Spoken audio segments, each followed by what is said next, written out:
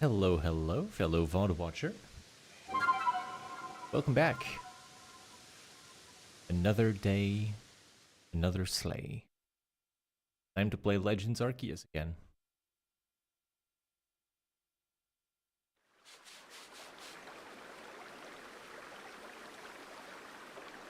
Send out my announcements.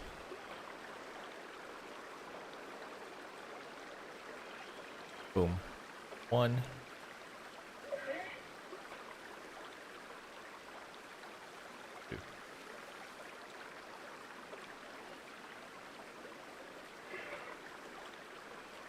Okay. Water bottle is filled. Naki have been consumed before the stream. It is time. We already have people coming in. No way, you guys are fast. Hello. A few seconds of stream. You guys made it in the first minute. Hello, hello. Shiny Groot, welcome on the YouTube side of the stream. Thank you very much. I'm glad to see you in the chat as well. Jan Gamer, hello. Yamper, hello, hello. Going to be lurking? Thank you very much for the lurk. I appreciate that. You doing good? Great. I'm doing fine. It is warm. It's really warm. But I am doing okay. Last stream, we didn't really get a whole lot of shiny Pokemon. We got a Combi, which, you know, one male Combi is not exactly record-breaking when it comes to the streams that we've done. So let's hope we get a few more Sparkles today. I posted a YouTube short earlier, so if you want to go check out the YouTube short or TikTok, whichever platform you prefer for the short content, it is out there. It's not the most eventful compared to some of the other ones that I made, because it, you know, I just had a shiny Combi and I didn't really bother putting it in there. Are you female or male? I think it's female. That's a female shiny alpha. Not shiny. Female alpha Combi.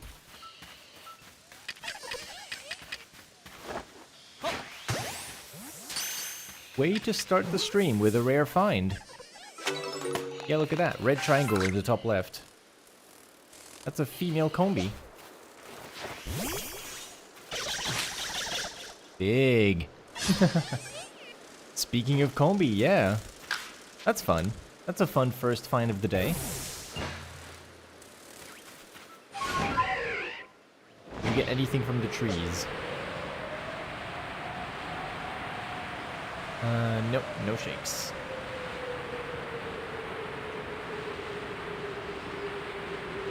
One shake here, though, and I do check these. I've decided to come to this island and check this specific rock, because it always has Graveler. So if I see the rock shaking, I go all the way to the island. Because it gets me a chance to find the shiny Graveler from an ore deposit that I still don't have. I'm trying to find all of the ore deposit and tree Pokemon as well. So I will need a Graveler. I will need all of the Pokemon that can spawn in other maps like Nose Pass, etc. Bergmite. So we'll see about those. Hello, Mikia. But I won't be able to stay, so you're just coming to say good luck. Thank you very much for the blessing. We already start with a alpha female Combi, so, you know, maybe this is a lucky stream. We'll see about that. And whatever you are up to, I hope that it goes well.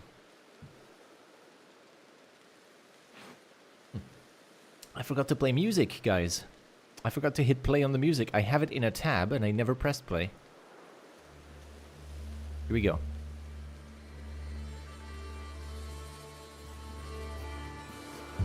It's not an Ike stream without the Monster Hunter music, right?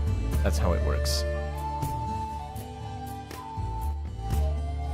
Makes me feel right at home, personally. So, how's everybody doing? Anyone up to anything exciting?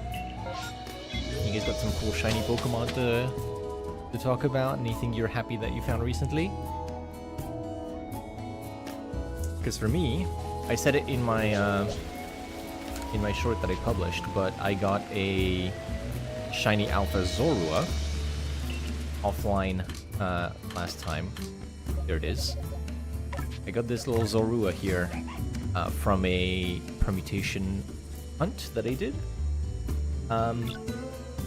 But more interestingly, yesterday night, as I was kind of like low energy and just not really interested in streaming or anything like that, I was just chilling, right? I found this.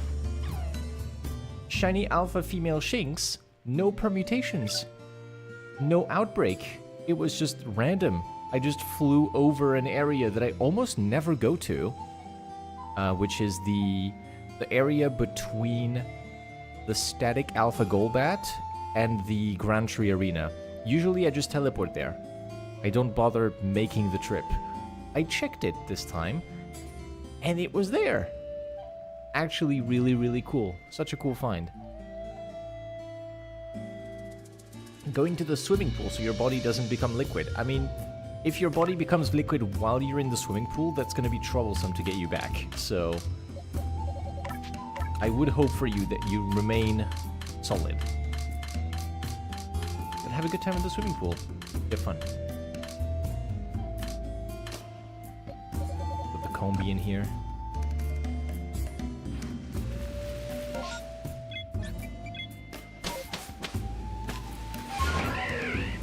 So, we have some outbreaks to check out on the way. I can't believe we're done with the outbreaks. Like, we made it sufficiently far in the challenge that the only reason that we want to check outbreaks now is in case there's shiny alphas in the second wave.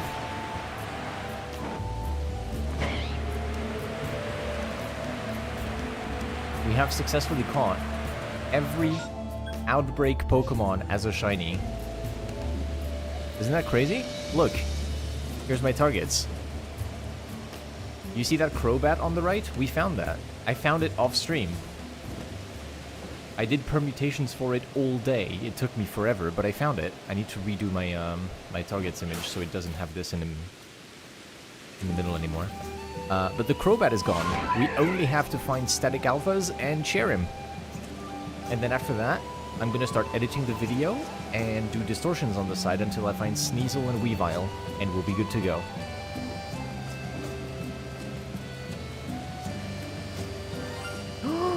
What? Oh my god, shiny alpha Infernape! Oh, I almost didn't fly all the way to the island. Shiny alpha Infernape! Number 5? 6? How many of you do I have? Okay! Yo, Egan, you arrive at a good time. Shiny alpha Infernape!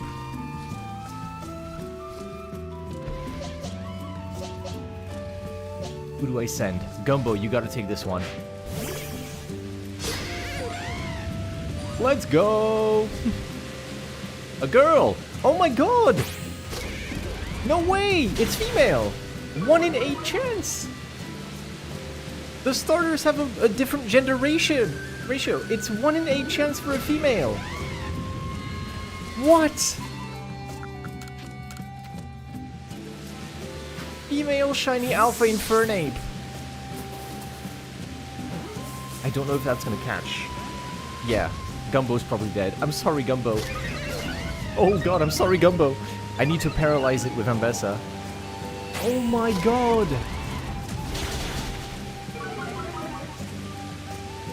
Female shiny alpha Infernape. That's crazy. I'm gonna paralyze it. That should help with catching.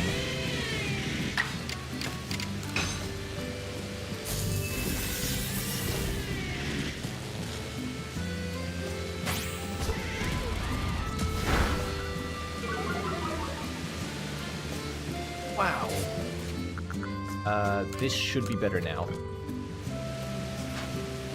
Come on.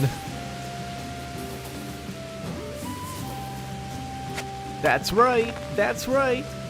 Oh, what a find! What a find. I'm stoked about that. I had a lot of shiny Alpha Infernapes already, but a female one? That's so rare. Let's get out and save immediately.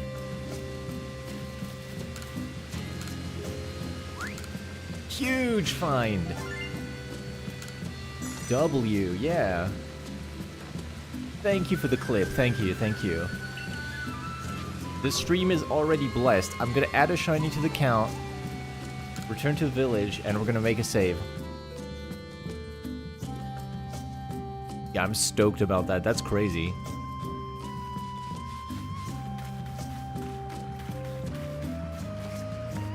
Hello, giant shiny Alpha Blissey in the background. Let's save the game. Now, if you have a quick look here in my pastures, check this out. Shiny Alphas, right? Ryuji was one of the first shiny Alphas that I ever got.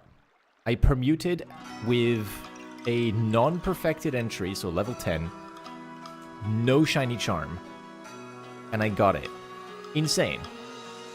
And then I perfected the entry and I got shiny charm. I found another one, and another one, and another one, and then I got a Monferno. Now, naturally, all of these were boys, because it's absurdly rare to get a female, and now we get a female shiny Alpha Infernape. I'm gonna need some nature guesses. Guys, what do you think this is? What do you think this is? What nature do we get for this shiny Alpha female Infernape?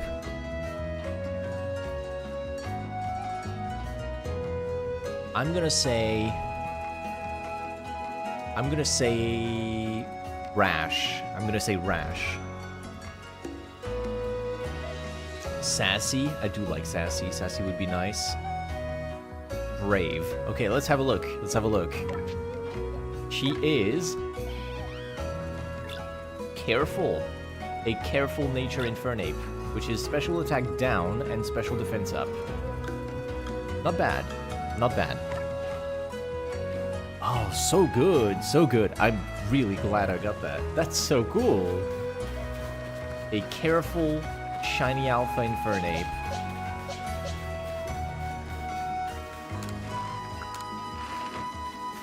Holy. Stream started. First run, Alpha Female Combi. Second run, Shiny Alpha Female Infernape. You can't make this up.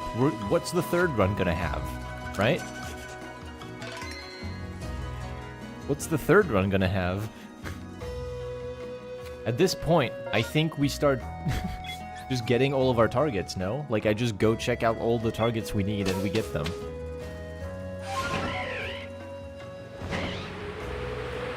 Hey, are you shiny? Thought I'd check. You know. Wow.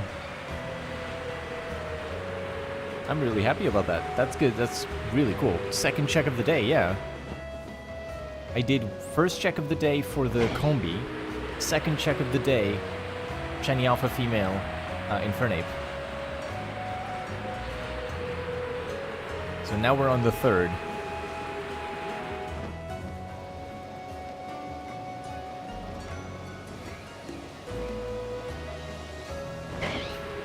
Okay. Third doesn't seem to have anything. Well, we could get the back-to-back, you know? We could get the back-to-back Infernapes. Yeah. Hey, listen, I have to farm for the clip, okay? It could have been so insane if I got it.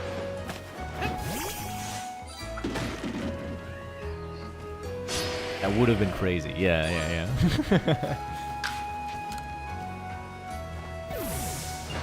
I'm feeling good. I'm feeling like I got some luck in me, so I'm gonna go check out some of the alphas that I need. They're usually off of my route. I don't go and check the Snorlax and the Luxio that much anymore, because they're so far from the trees. But I'm feeling inspired, you know?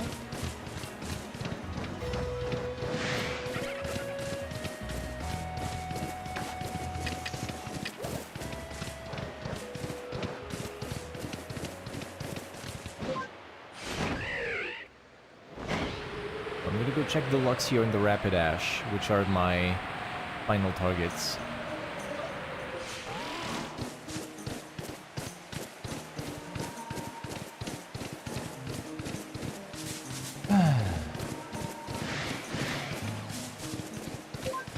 Luxio's blue. That's a shiny Shinx. I saw that before it sparkled. Oops. Nice. Full shiny Shinx. Luck is up today. I had no cool shinies to show for myself yesterday. Hello, Alpha Shinx. Well, I say that. On stream, I didn't get really anything cool. I did find a shiny Alpha Shinx at random after, when I was playing by myself. But now the stream luck is up. Now we get some cool shiny Pokemon on stream.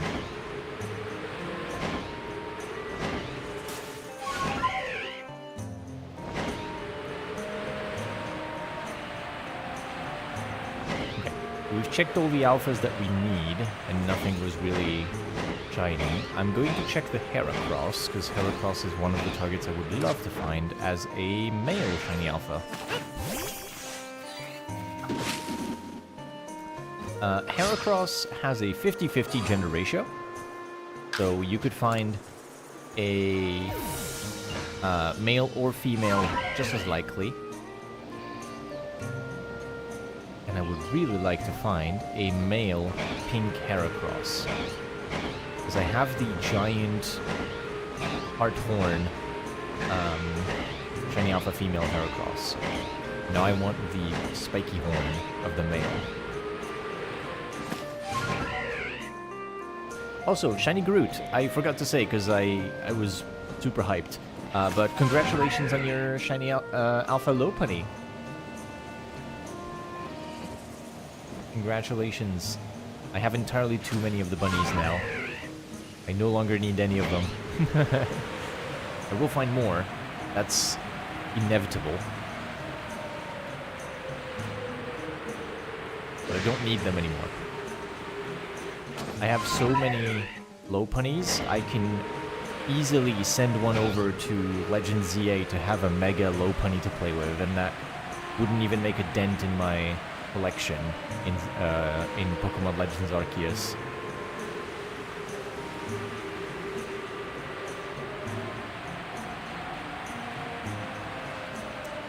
Okay. That's most of the alpha Pokemon checked. The only thing I didn't check was the Geodude, isn't it? The only thing I didn't check is the Alakazam and the Gyarados. You can't get the static one, but you got the Alpha Baneri a year ago and have been hunting Lopunny ever since. Last night was good. Very nice, very nice. That's a line completed. That's always a very nice feeling. When I got the shiny Alpha Shinx last night, it was a female shiny Alpha Shinx, and that meant that not only did I complete the Shinx shiny Alpha line, already having a Luxio and a Luxray, both of my Luxio and Luxray are female. So I have an all-female shiny Alpha line of Shinx, Luxray, Luxray. And I have the same thing that happened to me with Starly, where I got shiny Alpha female Starly, Staravia, and Staraptor. Very funny coincidences. There's a bee in there. Bee. Oh, big! A male Alpha bee. It's faster than Gumbo. Wow. I like this detail, but the eyes of Combi are, like, they all turn kind of pink, even though the red eyes are only on one of the squares. Like, you see the top ones have pink in their eyes? I think that's pretty fun. Imagine if they had 6 glowing eyes instead of 2.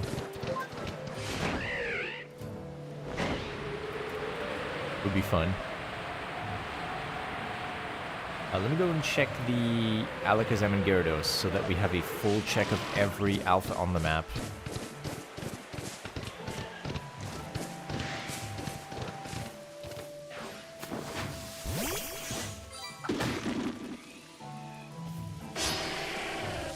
I do this because there is a chance that I find a shiny alpha here, and if I get a shiny alpha after finding a shiny alpha, the back-to-back goes hard. Like, you know, putting it in a video afterwards, just being like, yep, the very next run, this happened, you know?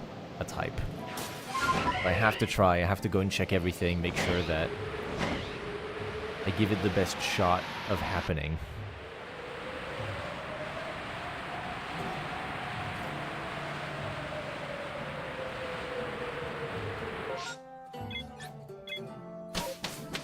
You completed the Shinx line last week by doing your first permutation ever for Shiny Alpha Shinx.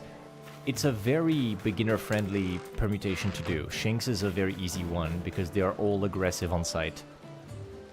Congratulations on your first permutation hunt to completion with a shiny as well. That's so cool.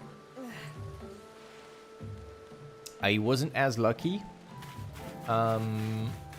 with some of my permutation hunts at the start.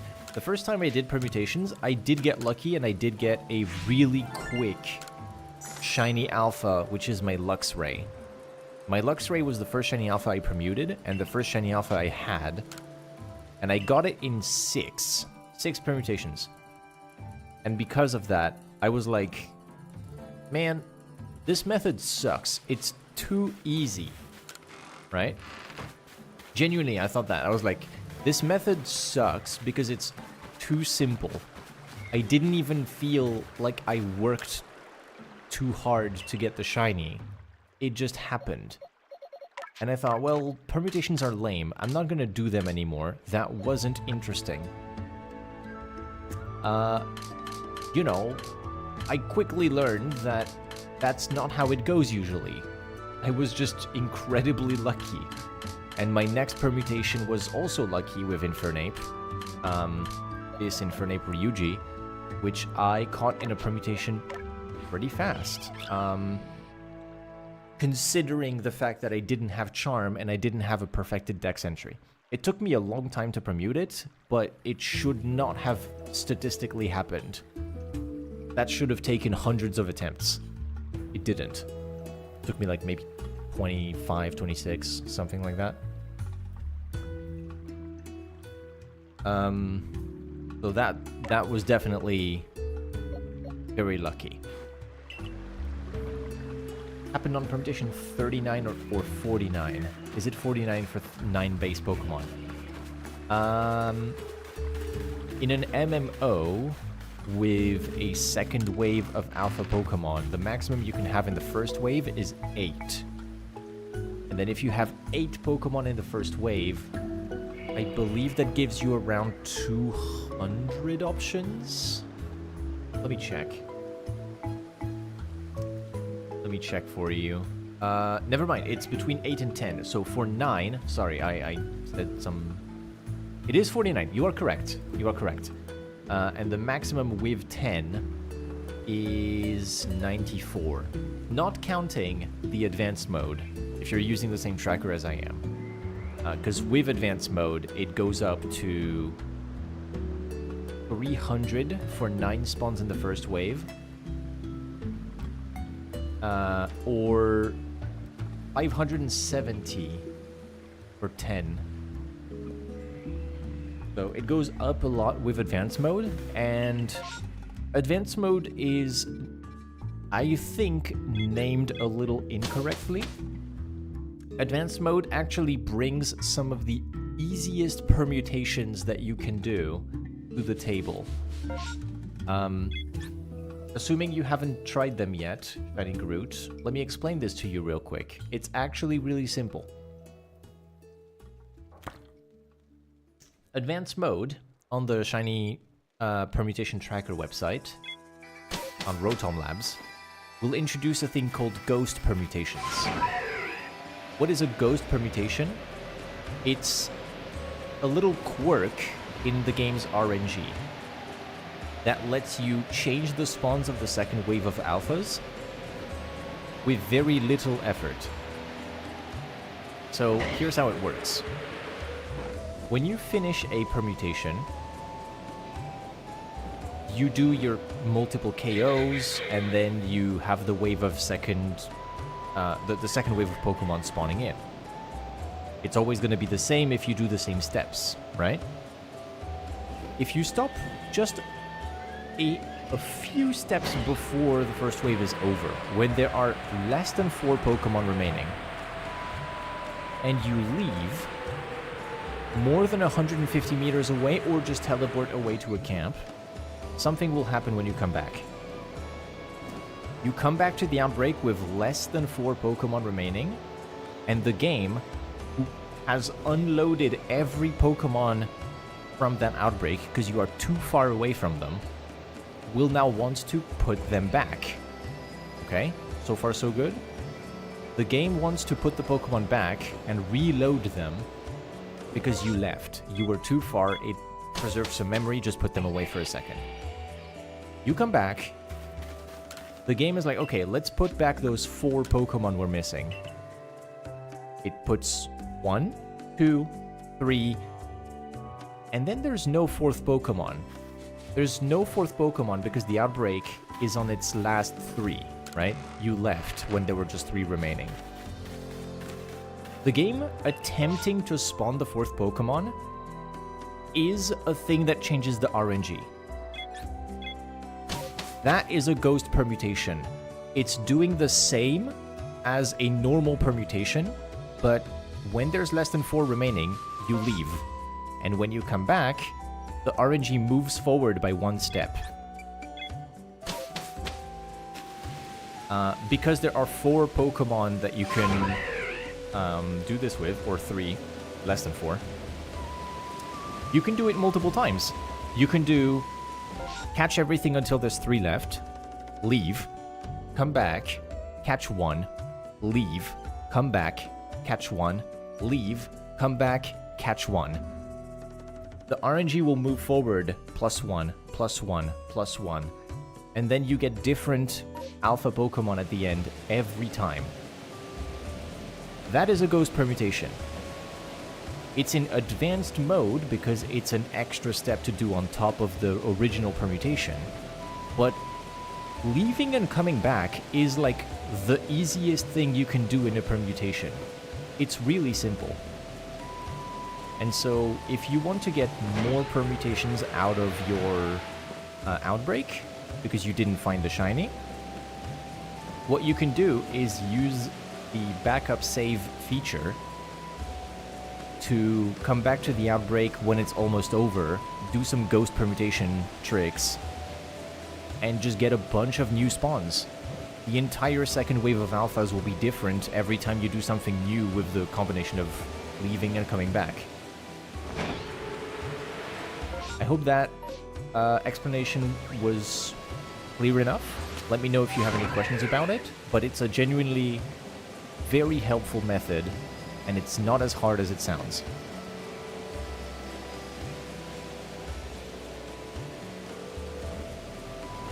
Double shake? Double shake. Nice. What's in the trees? A ruby?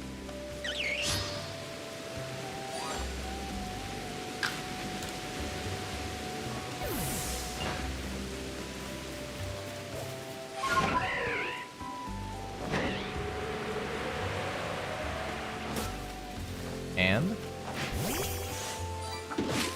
Cherrim, the first of the stream.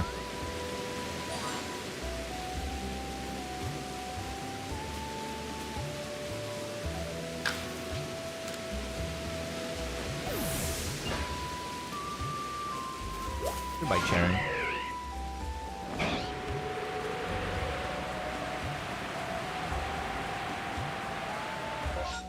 When you finally find Gibble with a second outbreak of Gibble, you'll have to try the advanced ghost permutations then. You think it's clear. Your only question, when you leave on the ghost permutation, do you... Oh, and then it cut off. Do you just fly away, or is there any soft resetting involved? There is no soft resetting involved. Your two options. Let's say I'm going to do this with the Mime Junior outbreak over here. Or this, whatever it is on the island. Hold on. I'll show you. Chatot. Okay, that works. So, let's say there's gonna be 8 or something in there. I despawn some of them. 1, 2, 3, 4. Let's despawn a few more. Okay.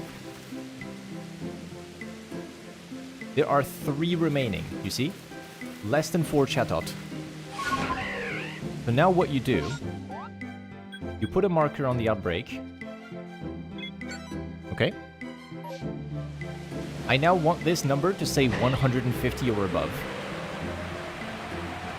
I'm gonna go and fly in this direction. More than 150 meters, right? Just to be safe. The actual despawn distance is like closer to 120 meters. You go to 150 to be safe.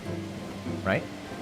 So when I'm out here, the Chatots are no longer loaded. The game does not have their models loaded in. Now I come back, and when I come back, it's going to reload the Chatots. And it's going to go 1, 2, 3... There's not a 4th one to load. The RNG is now different. And so now, if there was a second wave of Chatot here, they would be different from just despawning all of them normally.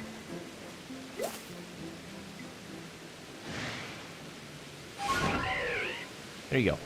So that's a ghost permutation. You can do the exact same thing with just, instead of flying away, you can teleport to the camp here.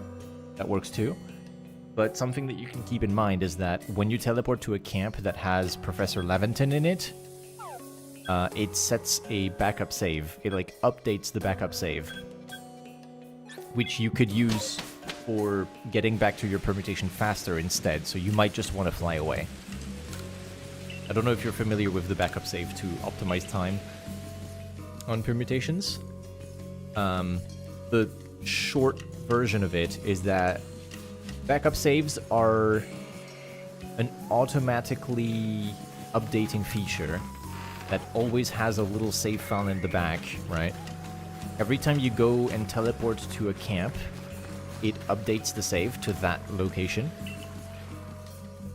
And you can use a little button combination on the main menu to load that save instead of your actual save file. So if you're halfway through an outbreak, you can load the backup save to have some of the outbreak steps already done.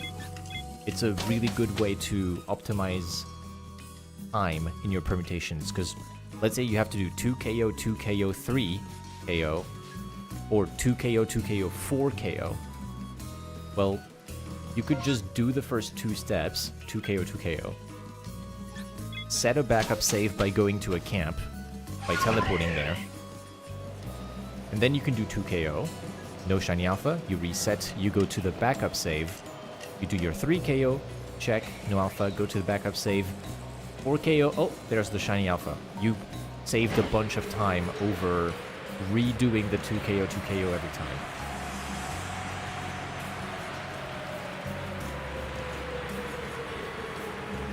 It's an optimization you can do. It will genuinely save you a ton of time if you have repeatable steps. And if you're curious about how to access the backup save, it's a button combination in the main menu. You have to hold up on the D-pad and then press X and B. Up, X, B. If you do up, X, B on the main menu, when you have the logo of the game and the background and the bit of music, you will load your backup save. That's how you get to that save file.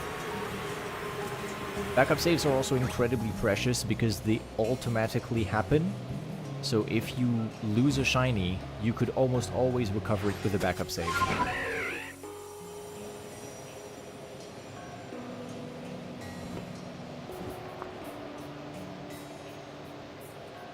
For instance, if that Riffloon below me was shiny, and then it turned to daytime, the backup save would likely be when I entered the map at nighttime, and so I could go and get the Drifloon back by just reloading the backup save, even though I didn't manually save when I entered the map.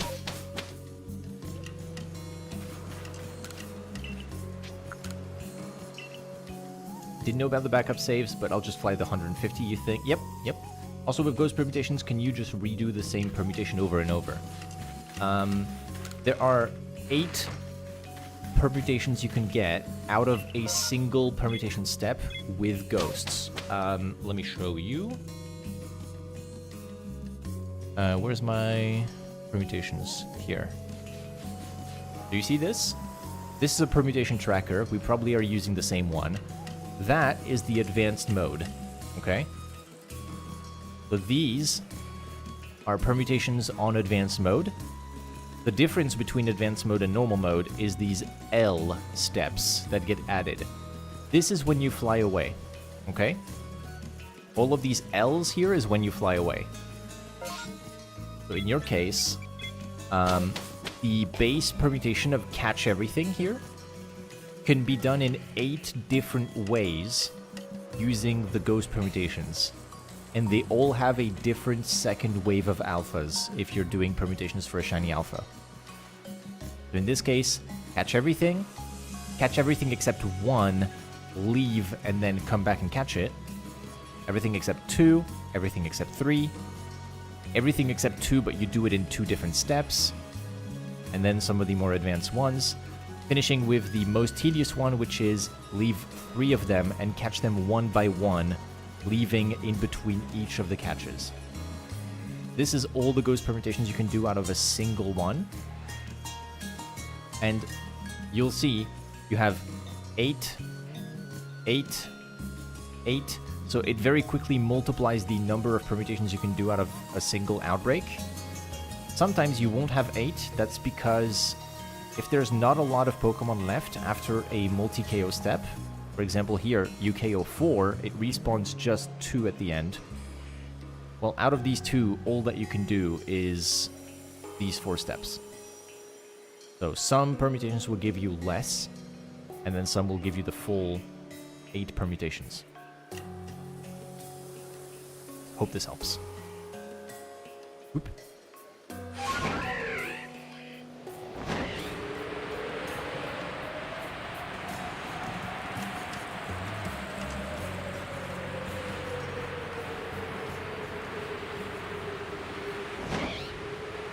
But yeah, advanced mode sounds scary. It really isn't. It really isn't. It's some of the simplest things that you can do, because you just redo the same basic wave that you've already done before, but now you just change one thing at the end, and it's completely different. Super easy.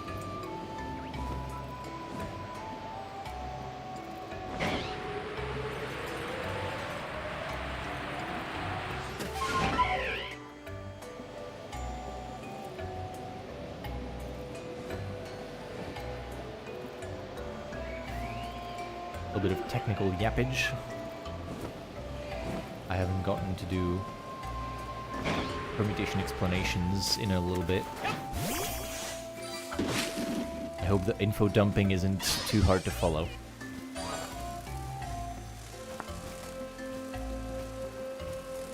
Keep verbally responding to me every time I pose a question, lol. But thank you for showing me as you explain. Visual learning is such a joy. Aw, thank you very much.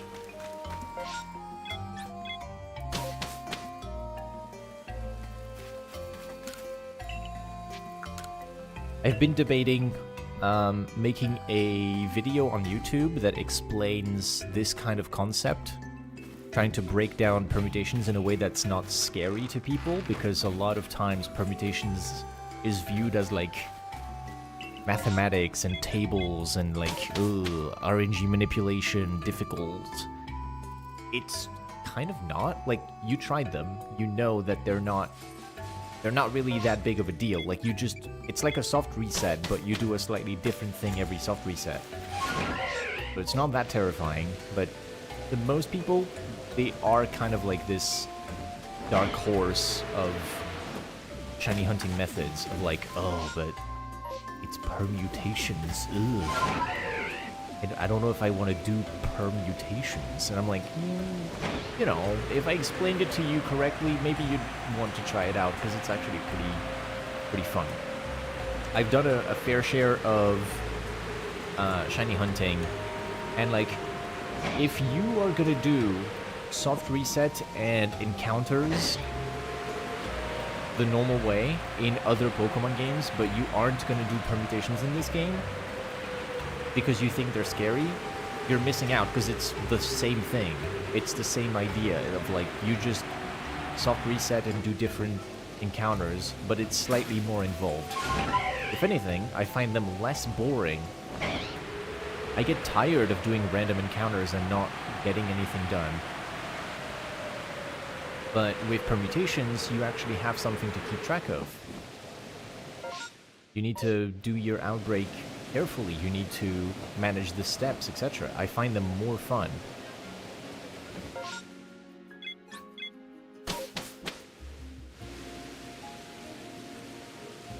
Appreciate the info dump on permutations. Maybe now the frustrations will lessen with them. They're viewed as really boring too much. Yeah. If you have any permutation troubles, just let me know. I can try and answer what I think might be wrong. It's a bit difficult to like diagnose what someone is doing wrong with permutations of like, I don't know, it's frustrating, it's not working. It's hard to tell why it's not working without looking at their screen and their gameplay, but if you ever have any questions, you can send them to me here in the stream chat whenever I'm live, or you could join the Discord server that I have, which is maybe, I think I put it in the description of the stream on YouTube. And I will do my best to answer your questions there. Permutation hunting is something that I have learned in the past year by following the stream of a different Pokemon Legends Arceus player called the Miss L, who is someone with a lot of knowledge on this method and wrote a big guide on how to do permutations. I've just been watching them on stream, and I'm still learning a lot of things about the method. Pretty much every time I come over and watch the stream, there's some weird edge case that I can learn out of it. Very educational streamer. It's a great time.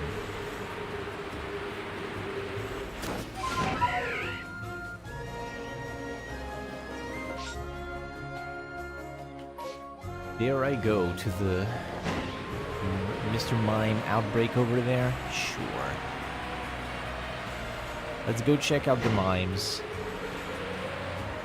Only for the reason that Mr. Mime is actually an unpermutable Pokemon. And yes, that's the thing in this game. Some Pokemon have no feasible way of permuting for them, which makes them difficult for shiny alphas. Mr. Mime not so much, because Mime Jr. is permutable, and you can then get a shiny alpha from the second wave of evolved Mr. Mimes. But Mr. Mime itself is unpermutable. It refuses to respond to the usual steps of a permutation because they're not aggressive, they're not passive, they're not skittish. They have their own specific AI code where they put their barrier in front of them, which makes it entirely impossible to permute them. The same thing with Abra, for example. Abra has its own AI code that makes it impossible to do permutations on it.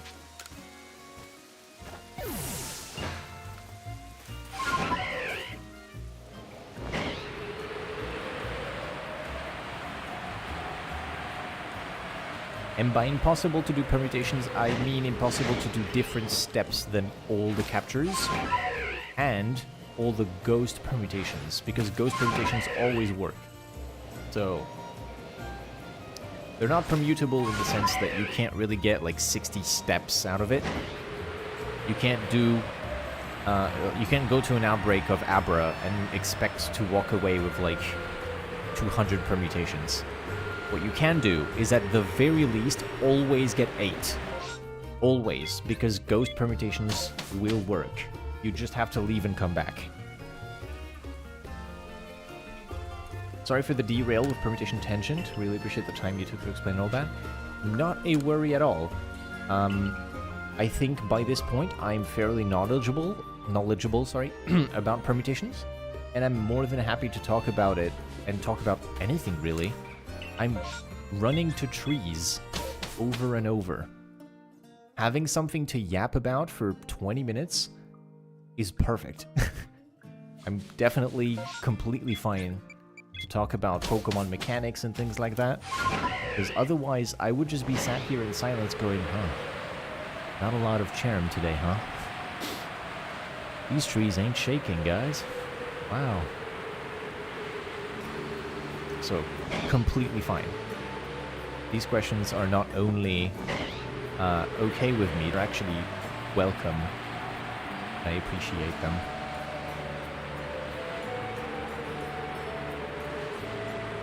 One of my primary things that I can bring as a content creator is education. I do my best to make sure my content is something that people can learn new things from.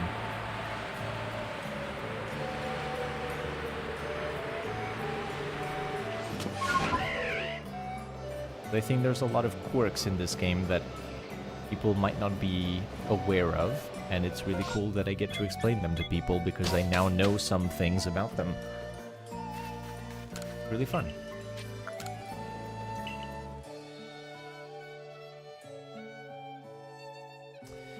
I didn't write down the shiny Pokemon I got earlier, so allow me to open my document real quick. Okay, bottom of the document. We are over here, August 12th. I got a... Is it the first one? What was the first shiny of the stream? Was it a Combi?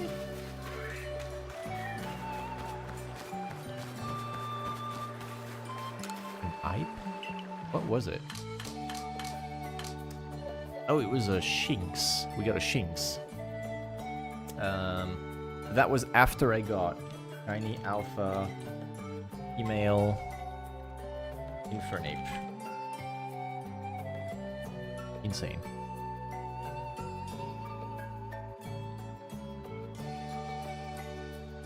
There we go, and Shinx. Writing down my shiny Pokemon. I have a document where I write down everything that I find because it allows me to keep track of the dates that I find everything, all the Pokemon I find in order, and also add some notes for some of them. For example, the location I catch them, if it's a unique location, or the method I used. We have an Eevee outbreak. Interesting.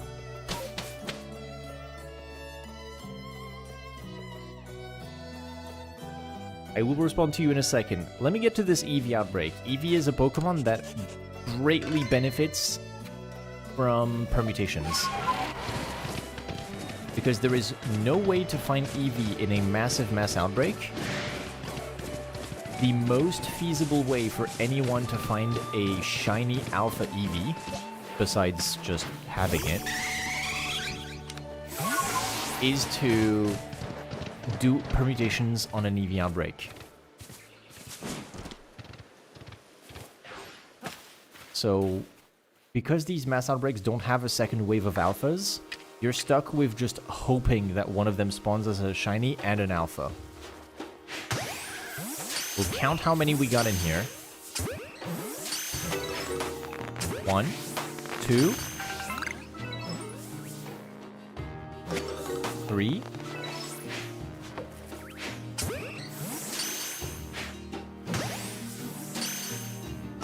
4, 5.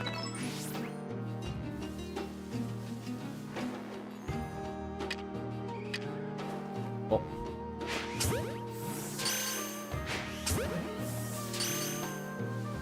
6, 7.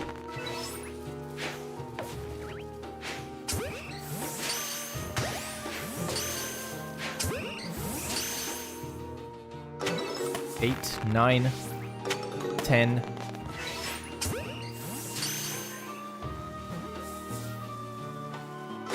11. Little guy ran all the way out here. Where are you going, buddy? Don't you see the giant fire horse trying to kill you next to you?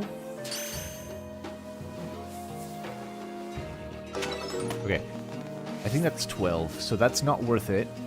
If there's 15 of them, I do permutations. When there's 15, which is the maximum, that's when you actually have enough, like, new potential spawns per permutation that it becomes kind of worth it for me to at least shake the outbreak a little bit and see what happens, you know? I like to do a handful of permutations on some stuff just because it's convenient sometimes, like, you know, let's try a 2 KO and see what happens, because you change so many spawns after it. But in this case, with 12, it's not really that worth it for me. So, which is my favorite Mega Evolution, and which Pokemon do I want to get a Mega, either in ZA or in the future? Well, the thing is, I've not played a Pokemon game that has Mega Evolution as a gimmick. I've not used a Mega Pokemon. The only thing that I can judge Mega Evolutions from is purely their aesthetics. As, you know, I've seen every Mega Pokemon, but there's not really any Pokemon I've used. So I can't really feel the difference with the regular version.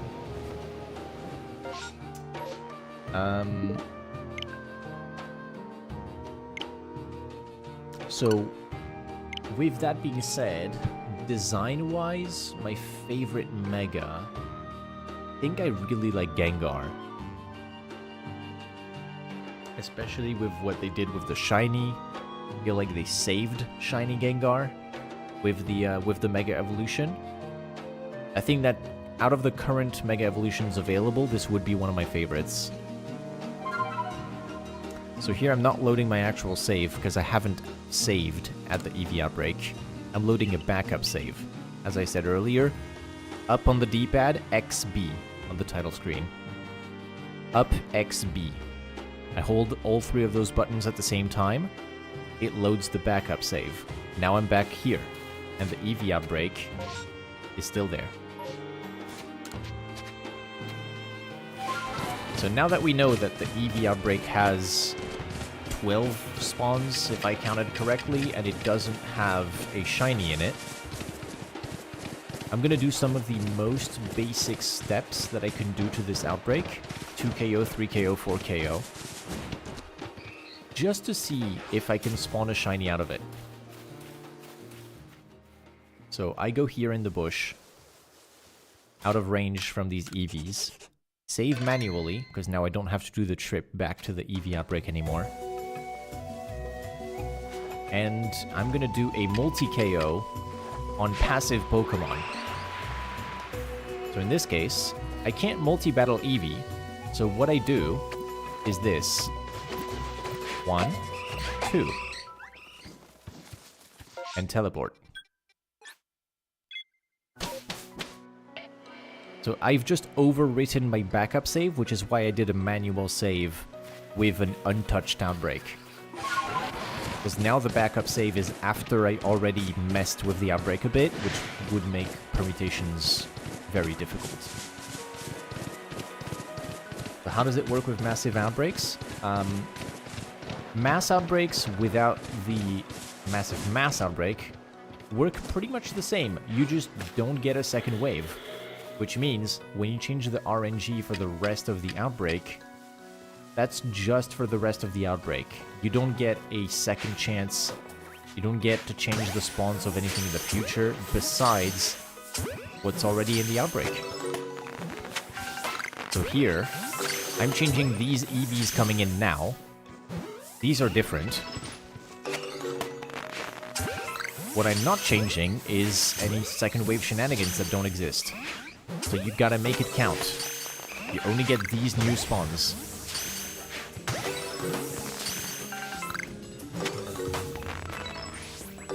And in this case, nothing here. Now, which Mega Evolution do I want to get a Mega either in ZA or in the future?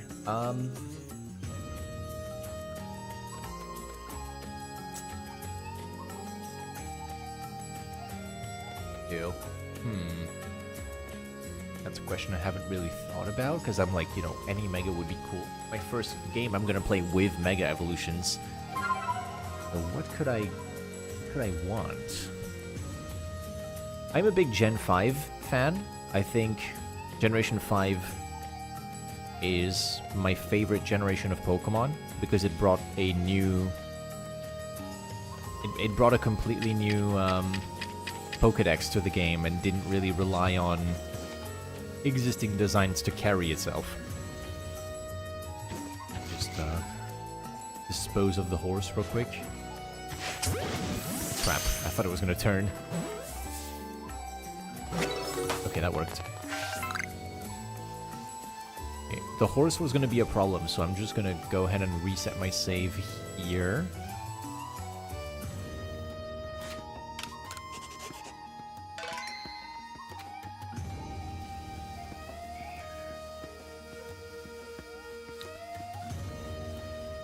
I think Mega Grigus could go really hard.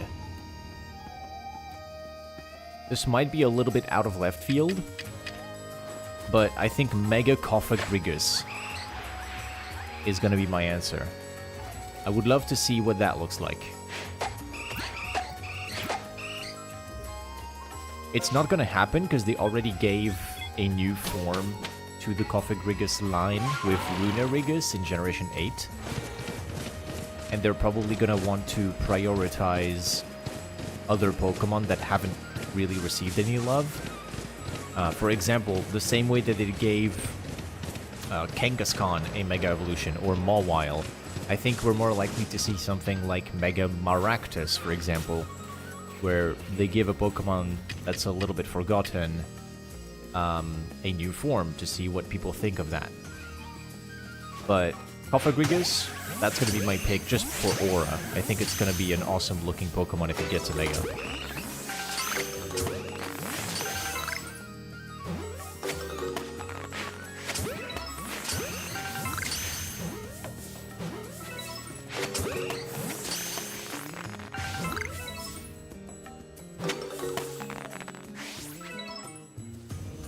Okay, nothing here. Now we're gonna do a 4KO. What about you, Groot? Do you have a pick for a Mega Evolution that you would like to see? You wish they would have saved Goodra for Z8 instead of Arceus now? Mega Goodra would have been a great Dragon Poison or Dragon Fairy as a Mega. I think they dropped the ball if they don't do. Yeah, it's the pseudo-legendary of that game, so... it would make sense, because, like, it's based in Kalos. The fact that you're going to Kalos specifically with Legend ZA, not giving the pseudo-legendary a sick Mega Evolution would be kind of a shame. I agree.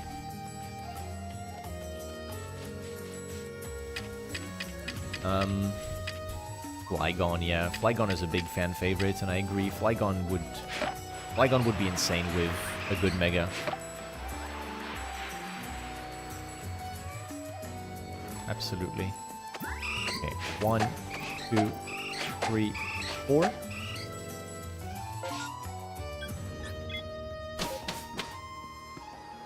All the steps I'm doing now are essentially the same as a multi-D spawn, by the way. If you haven't seen passive permutations, this is why...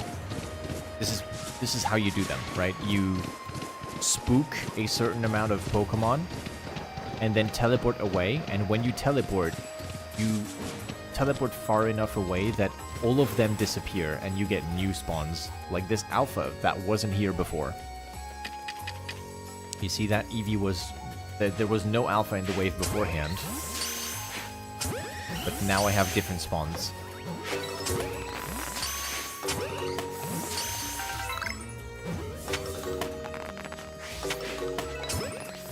Different fun fact about the game. This is a very specific niche scenario that I have not run into yet, but I hope to make use of it someday. Mass outbreaks. Not massive mass outbreaks, but mass outbreaks cannot have more than one alpha at the same time. Which means, and this is important, if an alpha is currently not despawned, so if there's currently an alpha in the wave, and then a shiny Pokemon spawns in that outbreak, because you caught something and now there's a new one popping up, that might have been a shiny alpha, which got the alpha removed by the game because there is another alpha in the outbreak. Reload your save, do that permutation again, the exact same thing, but now, remove the alpha as soon as you can. The shiny will still appear, but now the game will no longer need to remove the alpha status from any Pokemon that comes in after. Which means it could be a shiny alpha. It's very rare, it's a very niche scenario, but it's something to keep in mind. If there's an alpha in a regular mass outbreak and a shiny pops up, reload and get rid of the alpha before the shiny appears. You could have a shiny alpha.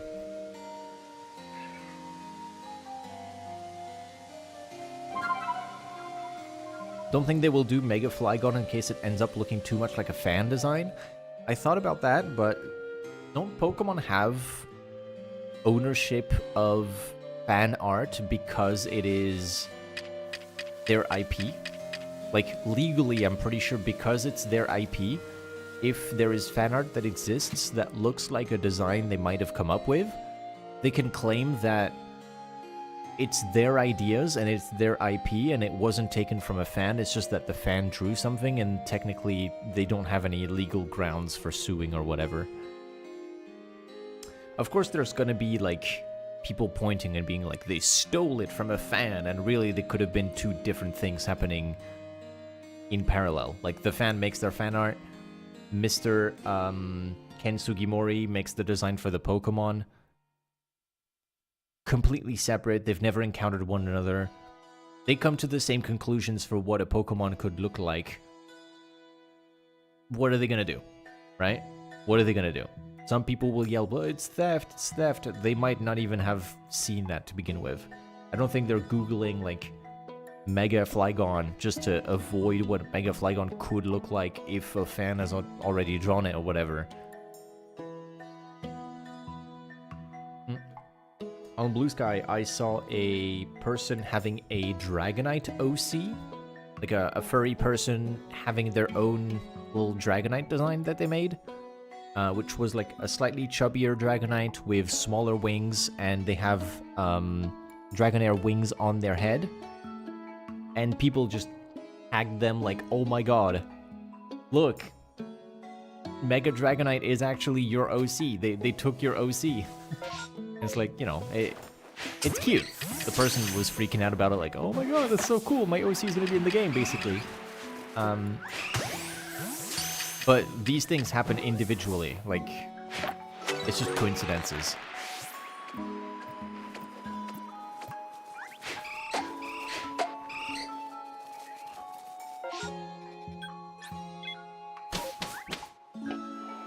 Let me catch up with YouTube chat, sorry.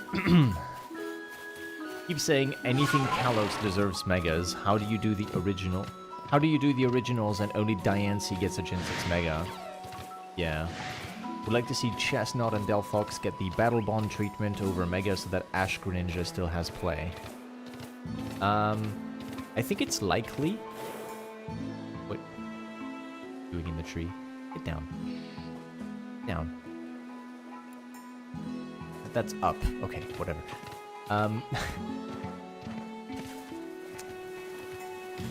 I think it would be cool if Mega Greninja was a thing, and Mega Greninja was Battle Bond Greninja. And then the other starters also got a Mega Evolution as a result of that. Would love to get a Mega for an Alolan Pokemon. Mega Turtonator could be cool. Absolutely, actually, yeah. Turtonator. I mean, there's a lot of Mega Turtles, no?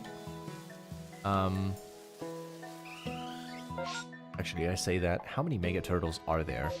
Besides Blastoise? Am I thinking of anything else?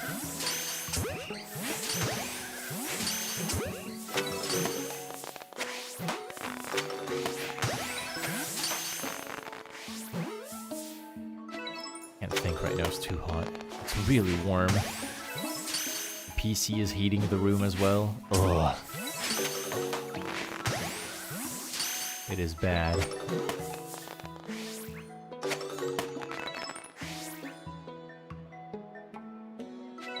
Okay, guys, there's nothing in this outbreak.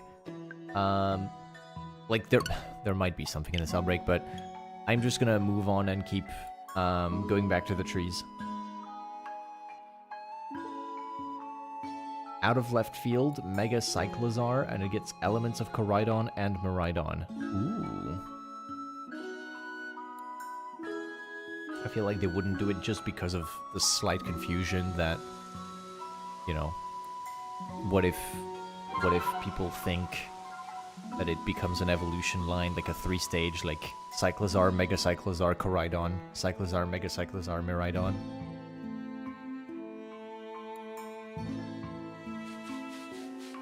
Pokemon likes to keep their different evolution lines fairly separate. Like, there's not really any Pokemon evolution lines where you can point at a Pokemon and then point at a different Pokemon from a different line and say, this evolves into this, right? Try to think about that. I don't think it happens too often. I don't think there's really too many Pokemon that are normally quite unrelated, where you can be like, this and this, same evolution line, you know? They're very careful about that. Yamper says, I feel that if they do borrow or get inspired by fan designs, they should give those fans a credit for inspiration. That's hard to do. Like, what do? You put them in the credits of the game as like a special thanks or something? But then those people are going to chase after the Pokemon Company and be like, how come I just get thanks and I don't get, like, monetary compensation? You should give me money because I made this Pokemon that you're using, and it's gonna be a whole nightmare.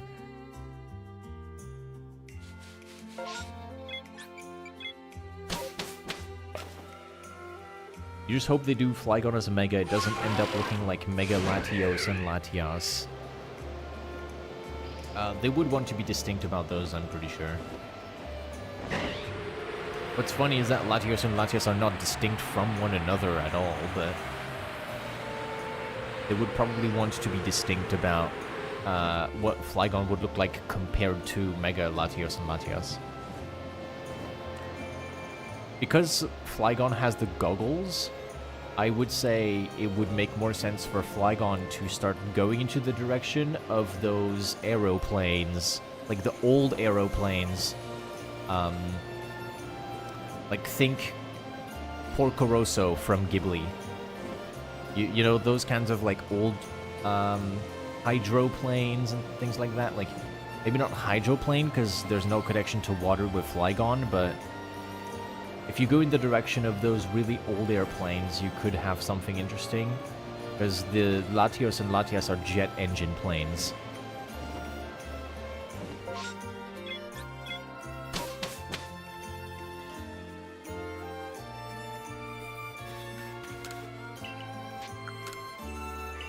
If you're enjoying the stream so far, don't forget to drop a follow. It helps. You can also put a like on the stream on YouTube, I think. I'm not sure how much that helps.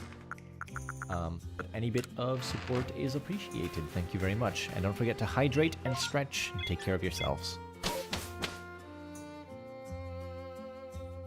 Then the credits can just say thanks to the fans whose design helped to inspire some other Pokemon designs, just as general acknowledgement, not individual shoutouts. Yeah, but historically, when has that been a thing? Like, they have a precedent set that the Pokemon Company makes their Pokemon. If you set the standard that the Pokemon Company borrows designs from fans, people are going to extrapolate from that. Like, you're going to hear it's the end of Pokemon. It's going to be exaggeration and bullshit, but you will hear people saying, like, it's over. Pokemon doesn't even make their own anymore. They just take it from fans and don't even compensate the fans for it. You're going to get doomsayers being like, it's over. The Pokemon Company is now just stealing from fans and not saying anything. You could thank the community, you could do a bunch of things like that, but you can't really like base some of the important designs of a game, because the megas are going to be a big highlight of ZA.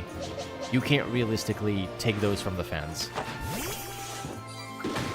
They have to be made in-house, and if people accuse you of stealing them, you have to just do the approach of ignoring and pretending like you haven't heard it, you know? That's how it's going to be anyway. Because they don't acknowledge these things. If someone says, hey, they stole from me, they stole this design from me, you're never going to hear from the other side, and that argument will drown within a few days.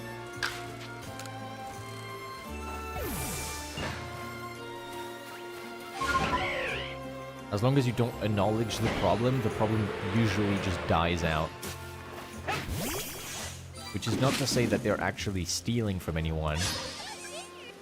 But, I just think, you know, it's not gonna happen. I don't think the Pokemon Company is going to either take designs from fans, nor acknowledge if they did. Mikia, what did you miss? The start of stream was very interesting. Not much has happened since. The start of stream had okay, the first run that I did had a alpha female combi, which is decently rare, pretty cool. And then the next run, the second run of the stream, had a shiny alpha female Infernape on Ramanas Island. Female being a 1 in 8 for the starter Pokemon, that is absurdly rare. So that was the start of stream. We're now 1 hour into stream and not much has happened since. I found an EV outbreak. I just tossed like 3 or 4 permutations at it and then just left.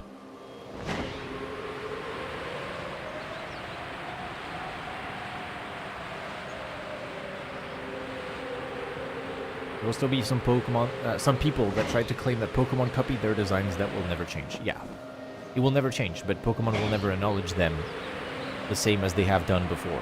They will pay no mind to the people saying, they stole from me, they stole from me, and then that argument will get blown in the wind, and you will never hear from those people again.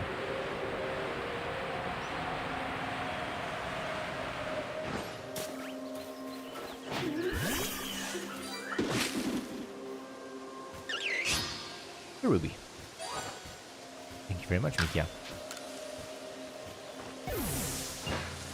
I need to find a way to differentiate Shiny Mikia and Mikia 04. How do I do this?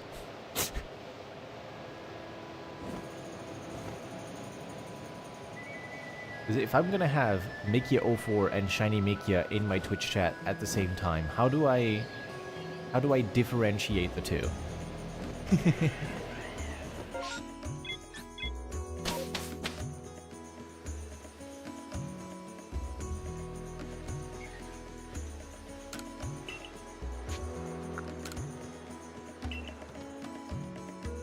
Yeah, absolutely. Game Freak could do that, but they don't.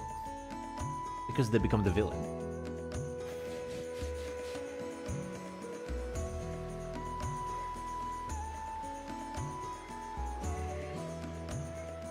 One is PC account, the other one is your phone one. I see, I see. I'm gonna put a so this is your phone, I'm guessing, because you said you were going. I'm gonna put a nickname. It's Tiny Mikia phone. There you go. I've put a Twitch nickname on you that says Shiny Mikia phone. So now it's just gonna be saying that name in the chat when you're chatting from this account.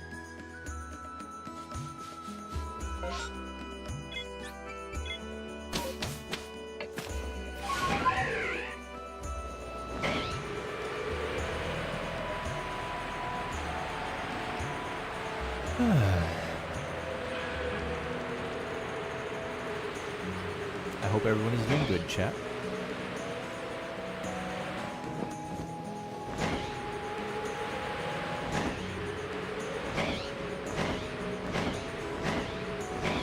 I am struggling with the heat a little bit. It's been an hour of stream and I'm,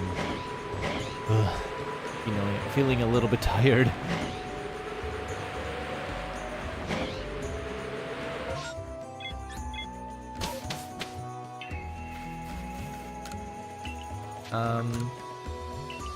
Something else I could talk about. Today is the final day where I am by myself, finally.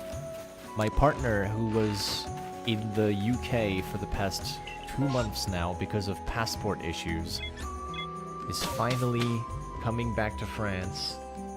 We can be reunited and live together again. It's been 2 months. I'm finally glad that it's over. Tomorrow I'm going to Paris, and I'm going to go and meet them in Paris as they come off the train, and then we are going to go back home together. Yippee!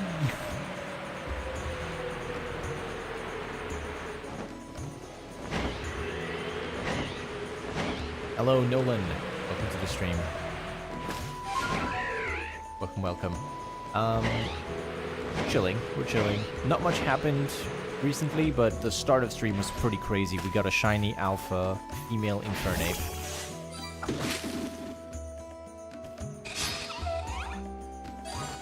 So a huge find for the start of stream. Hey, Miss L. Hey.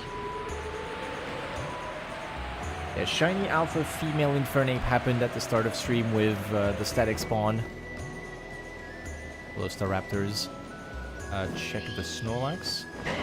Normal. And then go to the trees. So the luck was concentrated on that first and second run, where I got a alpha female Combi followed by shiny alpha female Infernape. And now we're just struggling to find any shiny at this point.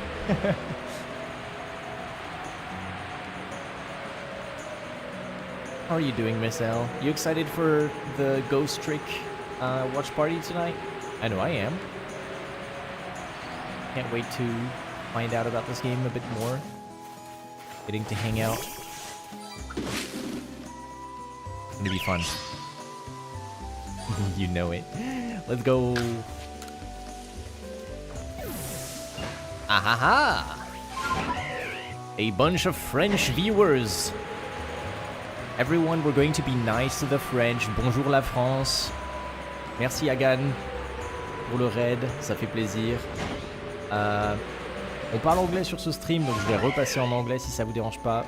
Thank you very much, Agan, for the raid. Welcome everybody. My name is Ike. Very nice to see you. Some of you guys I have seen on Egan's stream already. Jean-Vladimir 14, bienvenue.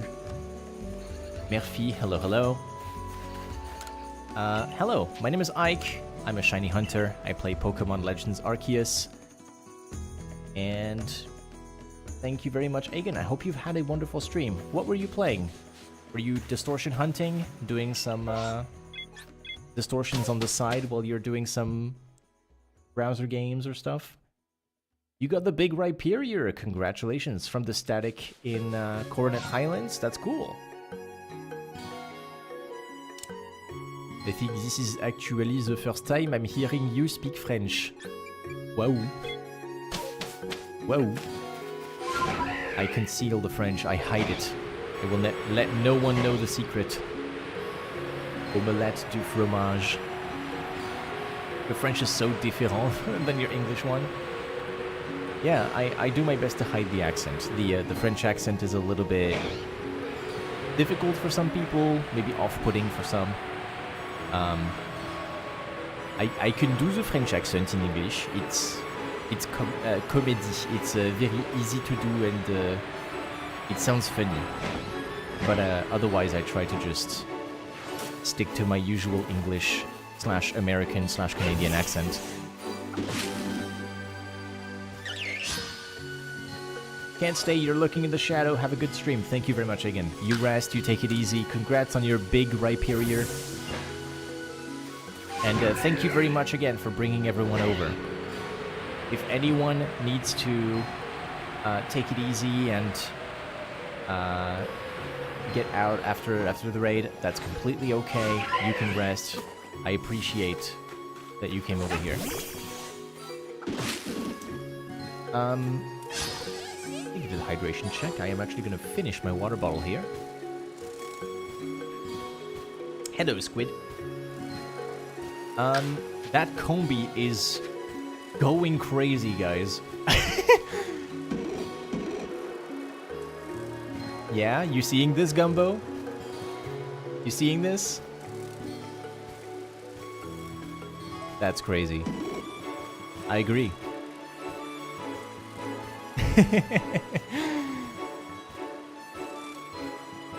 That's a great combi. You know what? I'm letting you guys have fun with the combi. I'm gonna go fill my water bottle.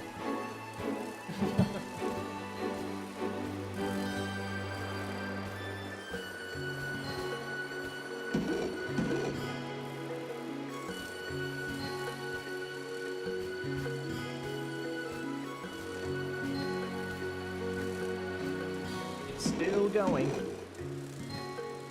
Beyblade combi is real. Alright, let's free it from its misery. You can go, Combi, you're free now. Bye. That's hilarious.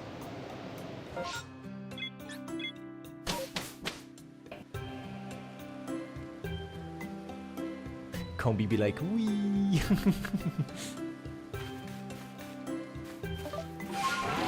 While being from Canada and taking French in school, so happy to hear you speak French and knowing I can understand it. Second language for me. Haven't used it since high school, though. That's so nice. It feels good, right, to hear a different language than your native tongue and then be able to understand it. My partner has had a similar sort of reaction with learning French. They're currently going to university here in France to learn the language. And there's been this sort of like really cool moment of unlocking the ability to understand people. It's like, you know, you can listen to people around you, for example, in public transport, and you understand what they're saying, and it feels really gratifying for all the effort that you put into learning the language.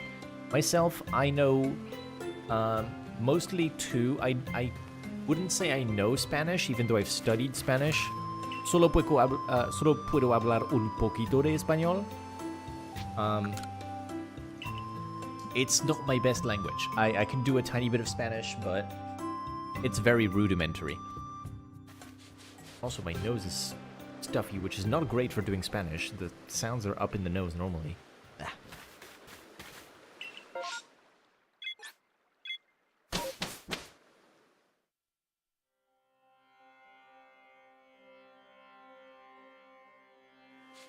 Week 3, you find it crazy how you can understand Spanish and other Latin-based languages, but you can't speak them. Right? Blow my nose.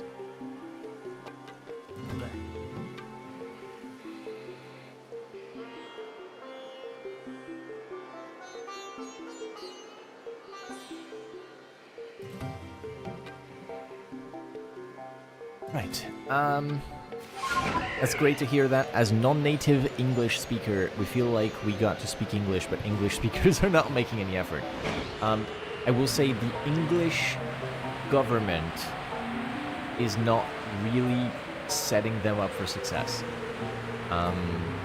Like English-speaking countries like the United States and the England or United Kingdom or whatever, like these countries do not really get a good and thorough language program that helps you learn a second language or a third language. They just rest on the laurels of knowing English is the most spoken language in the Western world for like internet and business and things like that. And then your education for a second language will depend on your own, like which state, university, which school, which motivation you have, etc. But it can be quite wildly different, I would assume. You took Spanish for like 8 years in school, but it was from when you were 5 to 13, so you don't actually speak very much of it. I see. I see. Your teachers used to tell you that your French accent was not French, but a Haitian Creole accent. Had no idea what that meant until you learned and became fluent in Haitian Creole accent. That's crazy! Where did you pick that up from? What? Where did you get a Haitian Creole accent from? That's insane.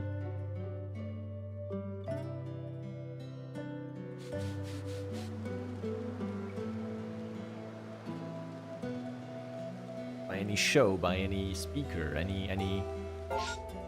Like, is there any source for that accent, or did you just develop it? Mikia says, I know French, of course, and I think I'm pretty good at understanding English, but I'm very, very bad at speaking English. And I speak Chinese a little bit, but I'm not good at it. I see. For me, when I got started with English, because I got started fairly... You start learning English fairly soon as a French kid, but I think the education system is not really enough to get you to a good level in English. But if you put some of your own effort in to speak English in your daily life, or at least like watch videos, shows, TV, anything like that in English, then you will immediately get big improvements. And that's what I did. I was pretty bad at accent for a bit. I was pretty bad at vocabulary for a bit. But because I was immersing myself in English on the internet, joining communities of English-speaking, like animation forums and things like that, I got to meet people that I could not speak French with. So my English was bad, but that was the only way for me to talk to those people, and they were my friends. So over time, I became better at speaking English, and I recommend that people find a space where English is kind of like the only way that you can speak to someone, because it really forces you to get better. I think it's pronounced like Haitian, as in Haiti.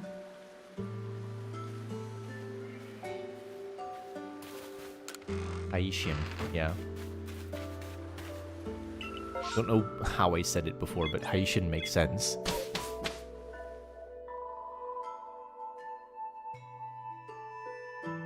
Gumbo is so cute? Yes! Let me show you. Look at Gumbo. This is Gumbo.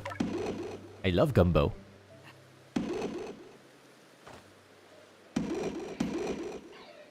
Gumbo is big. Vocab has always been a struggle for you, for any language besides English. Grammar and pronunciation you find much easier. To a degree, there's certain languages where pronunciation is going to be very foreign. Nose is a problem today. Sorry. It's very stuffed all of a sudden. I think it's got something to do with the heat, and I can't tell what. But yeah, some sounds will be very foreign, and then it can be a little difficult to nail the pronunciation. And some other times you'll just breeze through it because the sounds aren't too complicated to make or too different, or you actually figure out a way to pronounce them. For instance, a sound that trips up a lot of French people in Spanish is the R. Rolling the R, and I think this trips up even more English people than French people, because we all have a different way of pronouncing the letter R. The English R is soft, R, right? And then in French, we have an abrasive sort of R, which scrapes the roof of your mouth. And then the third different option of Spanish has the R, which is with the tongue on the roof of the mouth instead of scraping the roof of the mouth with air. That is a shiny Eevee. It's big. Unless you mean you found one, Mikia. If you did, congratulations. But for me, this is my big baby. His name is Eepee, and he's an Eevee. And he's past his nap time now. Hello chat, are we talking languages? Yes, we are. Yes, we are. Hello, my good sir. Welcome, welcome. This is my partner who is coming back to France tomorrow.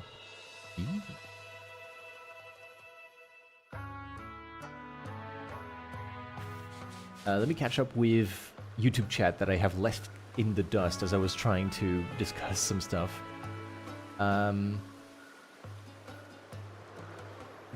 Speak 3 languages, but you find it crazy how you can understand. Oh yeah, I responded to that. Creole accent. Went on a church mission, and I have no clue how to read that. Mte appris amba bouche do mun Haitian, which means mean under the mouth of all Haitians in South Florida. We learned that in a book for 6 weeks, and then went to Florida and just started working and speaking with Haitian on the phone and in person daily for 2 years. Yeah, that'll teach you. That'll teach you a lot of stuff. Knowing French helped a lot because in Haiti, their primary languages are Haitian and French. To Haitian, they could believe that I could speak and write in their language when they wrote mostly in French. At least that is what they told me. Couldn't believe that I could speak their language. That's so cool. That is very cool. Combi, okay. We're going to the Combi outbreak. This is a little exception that I make whenever one of these rare outbreaks show up. I go to the Combi outbreak. Because Combi is a unpermutable species and does not appear in massive mass outbreaks, it is our best shot at Combi's shiny alpha.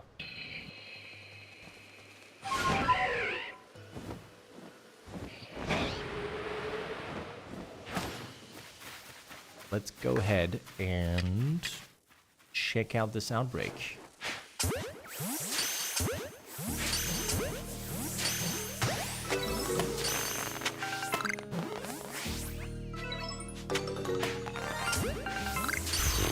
Okay, we got a shiny, not an alpha.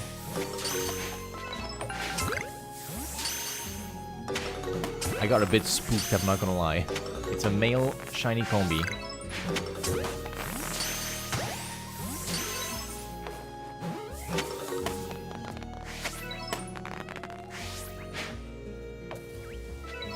Looks like that's it, I think.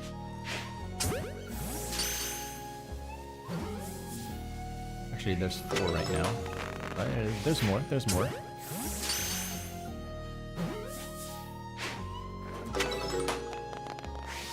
Okay, that's it. No more.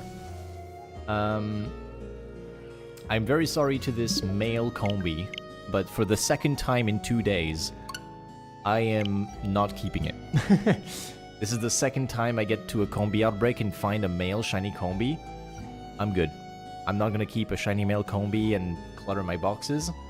I'm just gonna leave that behind, and we're going to go to the Fieldlands. Congrats, Mikia. You got another shiny Eevee after too many perms, and it's not an RNG clone. It's your 5th one in this mass outbreak. Congrats. Yeah, you're still going for the shiny alpha. Same as the Miss L. Back when the Eevee era was active.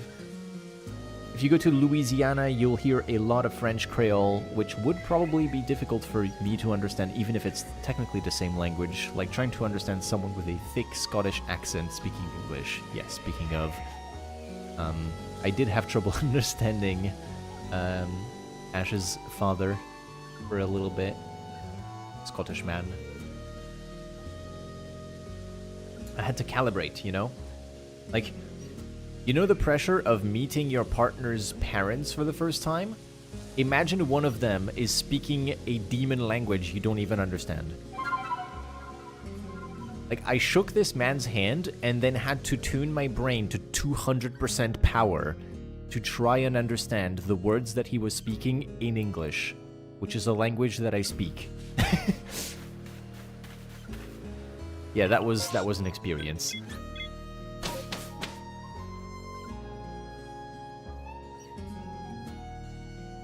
You want to travel to Louisiana for that mix of culture, but going in the US nowadays is a no-go for you. Yeah, no, the current climate in the US is a little bit threatening.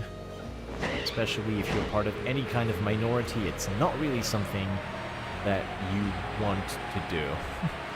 I have a friend currently in the US. He's traveling to Vegas for a hacker convention. He went to DEF CON in Vegas, and I'm not gonna lie, it's very hellish, like very dystopian and terrible. From what he's saying with the pictures and the stories he's telling, it sounds just terrible. The con seems great. Vegas as a city just seems like a hellscape.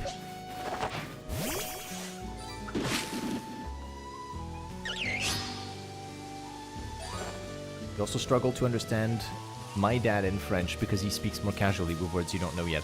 That's because my dad makes up words that do not exist. The only way I understand him is because I speak fluent my dad. He's just making shit up, and then I'm like, hey, let's keep the language down to a level that a foreign person learning the language could maybe have a chance of understanding. How about that, Dad? Instead of making up, like, compositional words with puns in the middle of them. Like, humor is already the toughest part of a language to understand. You don't need to make every word into a pun. Vegas is in the middle of a desert, mainly casinos and hotels, and a lot of quote-unquote interesting people. Yeah, so I see. So I see. Sounds like what I'm told Canadian French did to French. Canadian French is also something that I cannot understand. There is so much nuance in Québécois. It's really difficult to understand a Québécois accent as a French person. It's entirely different. Like in France, sometimes what we do just for fun is listen to the Québécois voiceover dubbing of movies, because it sounds like it was made as a joke. It's an entirely serious, completely normal thing, but it sounds like a cartoon character trying to speak French. Right? It's like Mickey Mouse language version of French. It sounds terrible to us, but it's just different, right? We're just not used to it.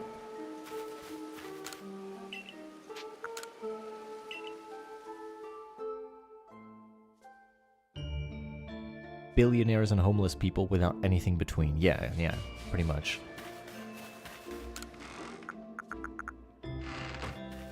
Some Québécois movies got subtitles in French. Yeah, that's how different it is. Your grade 9 French teacher is from Paris. All of her colleagues were either teachers whose French was their second language or from Quebec.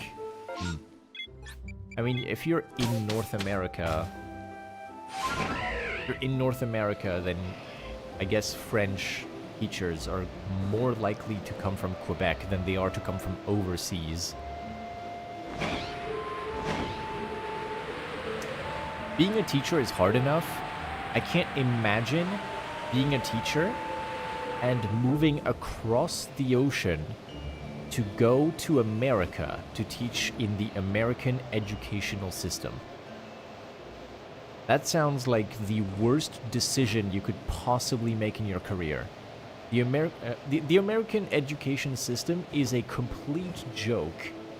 And the fact that, you know, people from Europe would consider leaving Europe to go and seek that educational system in the US is unfathomable. I'm not even saying that Europe has a great education system, right? I'm not even putting us on a pedestal. I'm just saying it's that bad overseas. It's just terrible.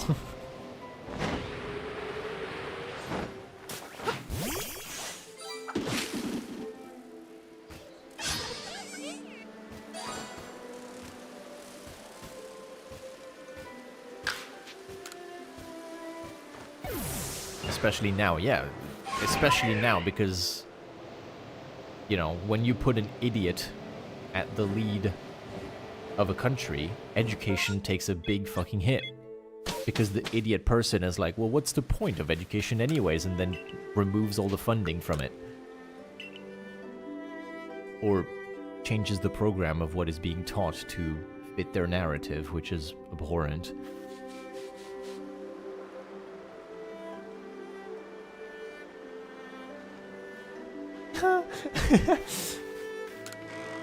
Shiny Groot on the YouTube chat is saying that when the students started using Quebecisms, as she called them, their teacher pulled their hair and teeth out, and it drove her nuts. Quebecisms, oh no. Yeah, I can imagine. That's not French. You can't say that. Her husband was Canadian. Canadian or Quebecois, because the difference could be big here. Like, you could have sort of hybrid language of like pure French mixed in with Quebecois, where it's slowly getting infected.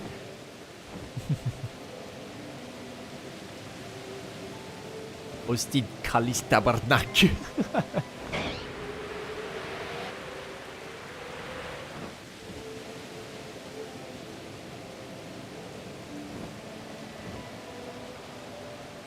He was from Western Canada, doesn't speak a lick of French. Yeah, then that makes sense.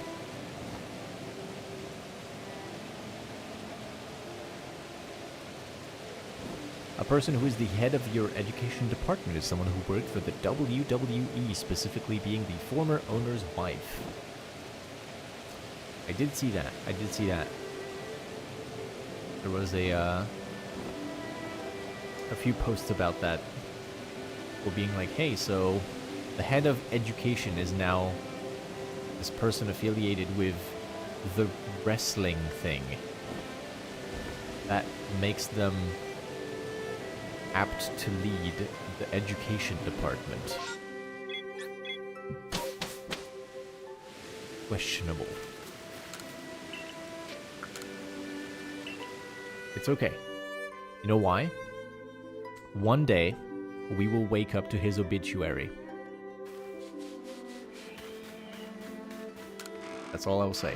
Just one day, we'll wake up and every post on every social media that you can think of will talk about his death. It'll be a happy day. Because it means that finally, your country gets to start healing. And there's gonna be a whole lot of healing to do.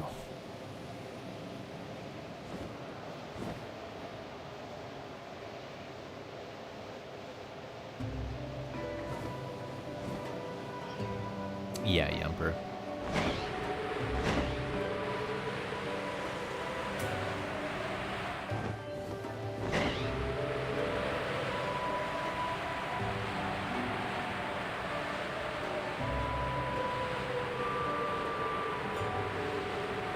The president is in the WWE Hall of Fame because he was or is friends with the former owner. Yeah, there's another one of the president's former friends that is raising suspicions right now, you know? Wink, wink, nudge, nudge.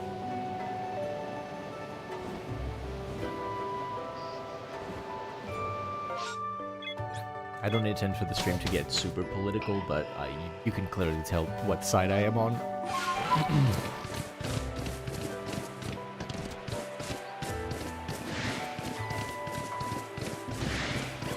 It's transcended the whole, like, left or right thing. America is hyper-conservationist. It's no longer left or right, it's just... Are you a bigoted racist, or do you support any other politician?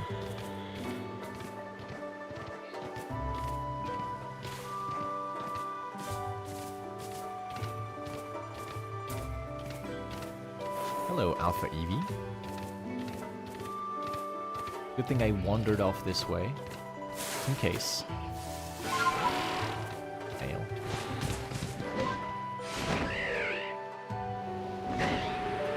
Oop. Pause. For me. I saw that shake.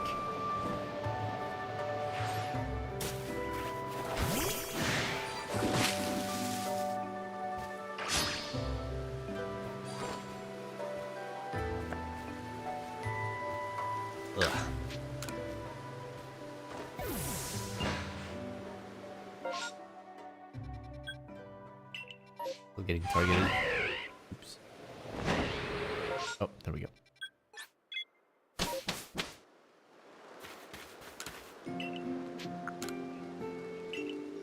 I'm pretty sure that over the course of these almost 1,000 runs I've done now, it's very likely that one of the Pokemon that I still need to find as a shiny alpha was shiny. That's a fun fact. Well, it's not a fact because I have no proof, but statistically it's very likely that Rapidash, Snorlax, Luxio, and Golbat have been shiny at some point during me checking the trees, and I've just not even gone up to them.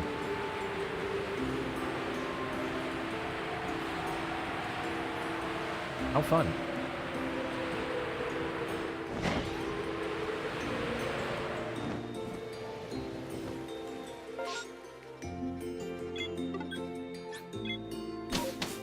If you didn't see it, it didn't exist. That is correct. Sam Lizzie, welcome to the stream. Thank you very much for the follow that you that you did yesterday. I appreciate it. My voice! Where's it going? It's back. We're back. We're so back. Ignorance is bliss, yeah.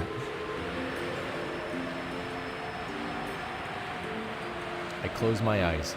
I do not see it.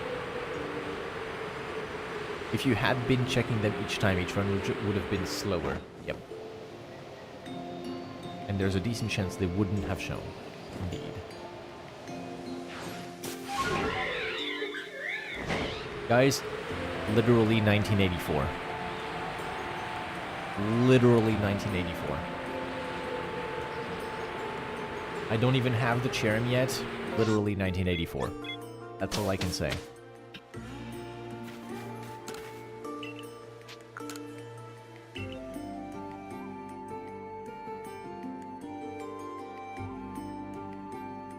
Never know if it's best to follow me on YouTube or Twitch, so you did both. Normally you watch on YouTube, but your chat was being weird.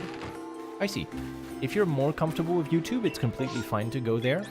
I am checking both of the chats. I think I might be... I might be a little more biased with Twitch chat. I don't know, like the colors or something. There's something that grabs my attention more on Twitch chat than YouTube chat, but I'm trying to read both. I think it's just YouTube chat is like more condensed. Like the text is harder to read for me. By the way, you should be proud of your English. I never would have guessed until you spoke French today that English was your second language. Thank you very much. Thank you, Groot. That's very kind of you. It's something that I've done for a long time. Like, my teenage years, I started speaking English, and I started speaking English to the point that it was more prevalent in my life than French. To this day, I speak, I would say like 20, sometimes less, but I'm gonna say, just to be safe, 20% French, 80% English.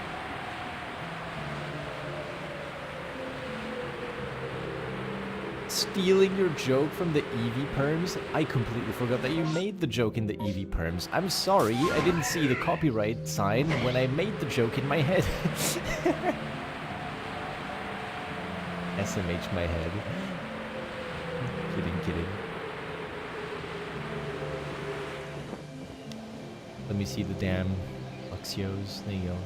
Be gone.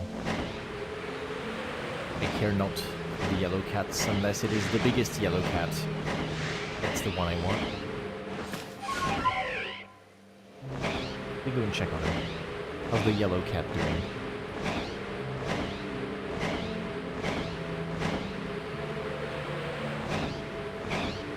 It's okay, I'll come up with jokes that I get to say beyond 2,500, because at this point you can't accuse me of stealing them from you. I have jokes I can make up to 24,000. I think I have a good bank of jokes I could make out of that, if I can think of anything. Lurking experience is better on YouTube because of being able to check back on moments of the stream easier and pause it, but chatting tends to be better on Twitch. Yes, I agree. Like, for example, anyone watching on YouTube right now, you can rewind and go back to when I found Shiny Alpha Infernape at the start of the stream if you want to see what that's like. Twitch, you would have to click on the clip from before. Or go into the VOD and, like, rewind from there. But chatting on Twitch I prefer as well. Plus the emotes make the experience a little bit nicer. If you have any fun emotes to share, it really livens up the messages. The big swap from when you were a kid, then 80% English and 20% French. That's crazy, and I can't keep straight what language I'm thinking in anymore. It swapped over to English mostly when I started working freelance, because for most of my life, the reasons I spoke French were school, family, and work. In that order, right? School at first, then when I left school I went to work, and I got to work in French.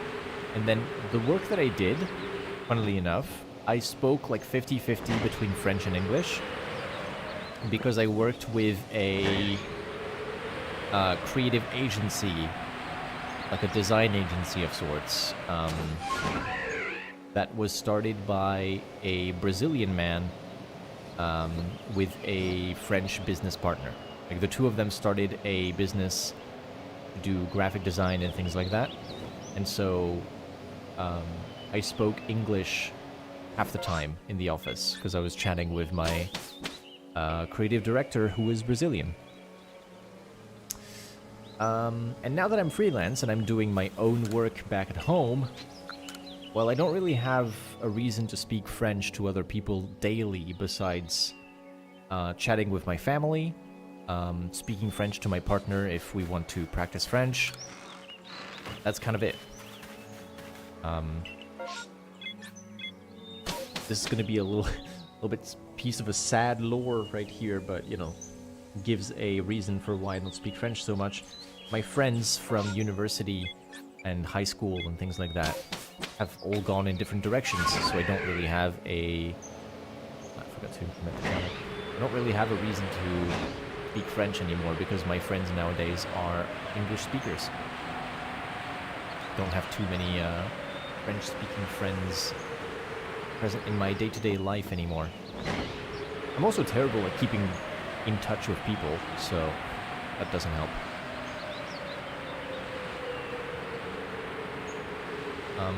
The other day, there was a really cool friend of mine from university that showed up in my stream. That was really fun.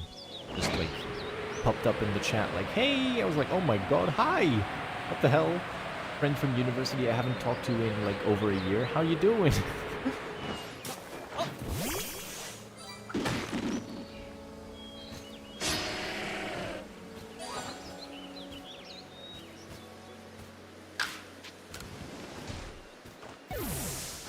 When my partner is back in France, I'm gonna try and organize to meet up with a high school friend that's back in the same city where I live currently. They used to go to Paris for work, and now that they are freelance, they're back in the city where I live, so definitely go and have a drink, have a chat.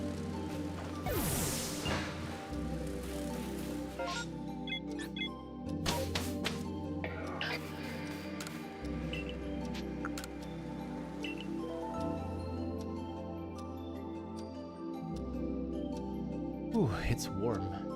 Not even been 2 hours of stream yet.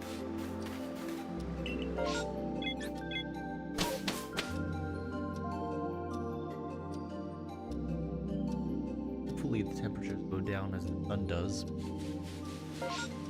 Given it's August, the sun just doesn't go down. It just won't go down, damn it.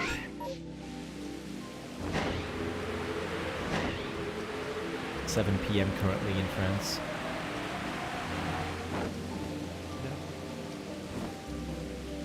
This is a ponytail outbreak, right? Almost couldn't tell at a first glance. Ponytail outbreak has Rapidash, Rapidash, Rapidash. Dropping by to say hi, getting ready for work.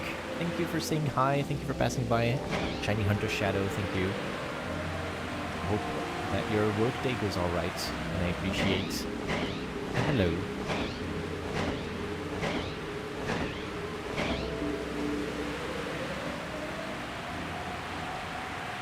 Go shakes.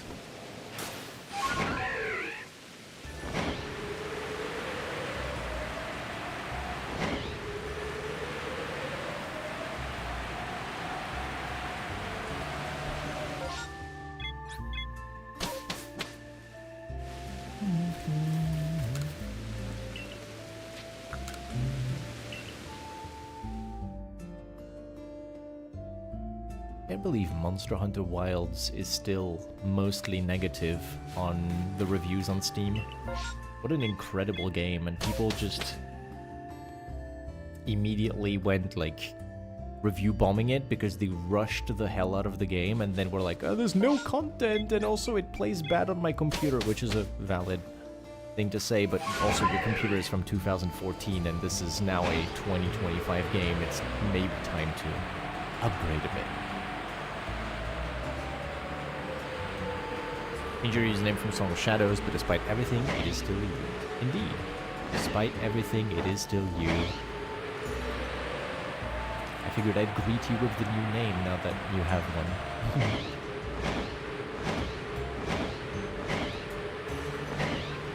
Game is incredible, can't play it in 60 FPS on a 370 is garbage. That's fair. There's optimization issues that are being worked on. I understand that some people are frustrated with the performance issues, but at the same time, I'm like, that's gonna get patched, like they're working on it. You review bombed the game to hell and back, and it's now in the red, even though it's an incredible game. That sucks. I don't know. I'm just sad to see the game on Steam with mostly negative, and it used to be overwhelmingly negative. It finally went to mostly negative recently. And the two main arguments are, the game doesn't run well on my PC, which the devs have said we're trying really hard to optimize the game better. And the second one is, there's no content. There's no content. I played the game for 150 hours, and now there's nothing left to do. Okay, how about you wait a fucking second while the developers make the rest of the game? historically, Monster Hunter is a franchise where they do the game with the base rank and the high rank, and then they add G rank later or in a different game, right? Monster Hunter Wilds. I'm talking about Monster Hunter Wilds. Just wait for the updates. They've already added a new monster. They're adding more. They added 2 new monsters, in fact. They're continuing to do so. Meanwhile, no doubt they're working... Well, I got hiccups. Meanwhile, they're undoubtedly working on the G rank of that game, making sure to add a DLC like they've done with Monster Hunter World, and it's gonna be incredible, and people will say it's an incredible game, but when it finally reaches that state, just be a little bit more patient, you know? It's getting there. Give it time.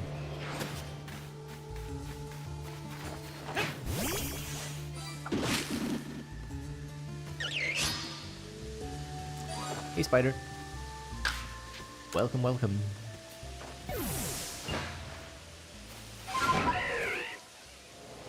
Oh, double shake. What do we get in the second tree? Cherrim, yes. Finally. Cherrim number 64.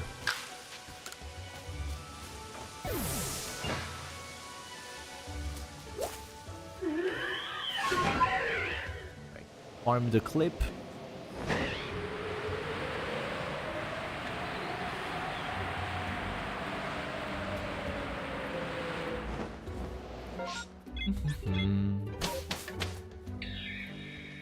How's the Cherrim hunt going? Well, Cherrim-wise, I think we're doing pretty good.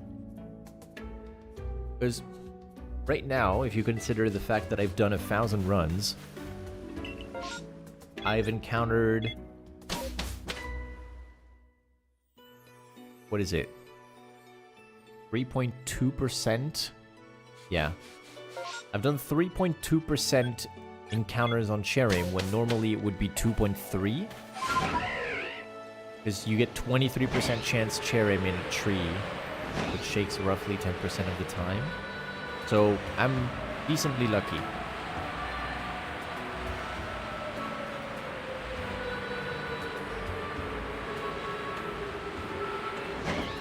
So Cherrim-wise, it's going okay.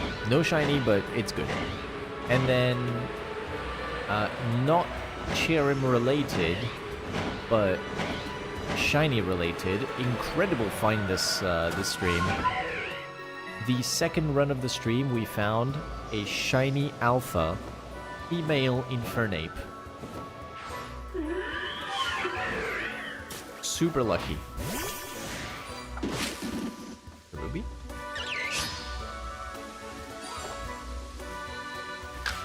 You don't post negative reviews, but you think that is the only way to get big companies to make them work on it. That's not for the devs, that's for game companies, and that's sad. Should be able to tell them problems and being listened with other way than bombing on Steam. Yeah, it's for the shareholders. I hate it. It's for the shareholders. It's like you gotta make the shareholders panic, so they ask questions to the developer team like, we're worried in our investment because people seem to be unhappy with the game about performance. What are you going to do about it? And then the developers have to be like, you know, dear shareholders, please do not panic. We are working on it. But chances are they already were working on it because it's Capcom, and Capcom doesn't really like having a broken mess of a game. Capcom is okay. Some other companies, I get it, though. Some other companies, if you don't make a giant mess about it, they will just not care. Like, for example, as much as Riot Games claims to want to do the best for their League of Legends players, people yelled about the Hextech chests being removed, which is the free-to-play loot boxes that you could open. They got removed because people were able to get skins out of the free-to-play loot boxes, and the game company was then like, you guys don't give us money anymore if we do that, so we're gonna remove them because it hurts us. People yelled about it, and they put the boxes back because... Put the fucking boxes back, dude. Like, come on. If people hadn't yelled about it, that would for sure have not returned.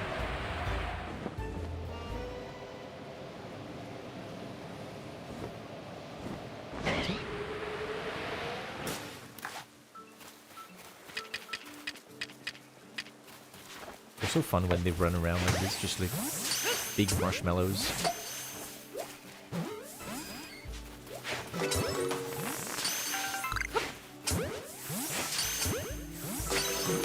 Big egg.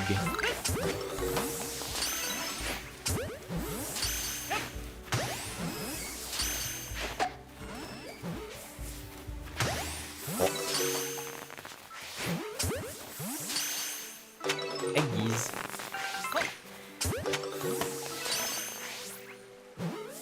Hate how many paywalls are in the world today. It's true.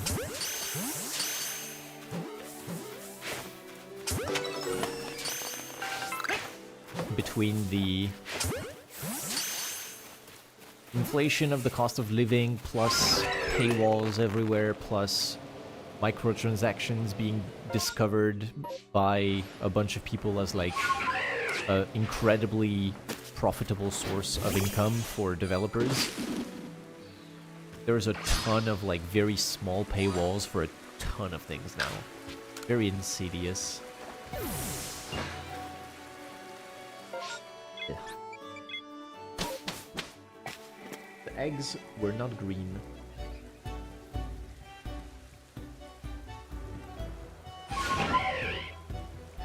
Free time.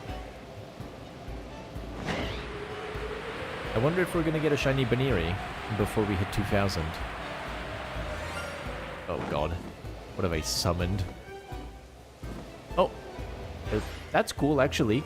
I don't think I got a single shiny Cascoon until now. Gorgeous. Hello? Hey, you.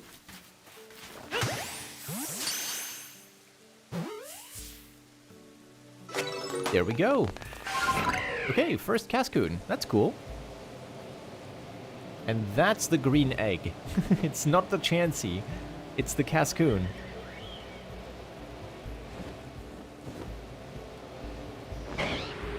It's not a Baneri. Yep. It sure isn't. But hey, it's not too late. Maybe I can get one here. Hold on. Now it's a bit late. Now we don't get a shiny Baneri.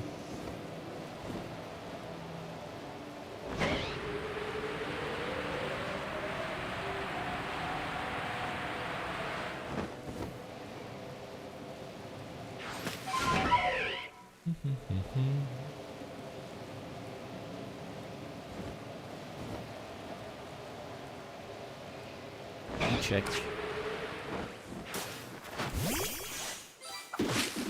That's a bee. That sure is a bee.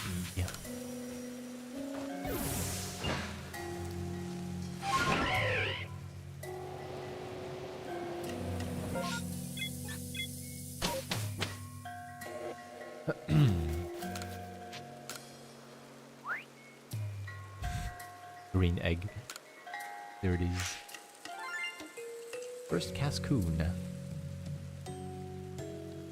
that we find for this challenge. We got 2 marshmallows, I believe. And finally, Dream.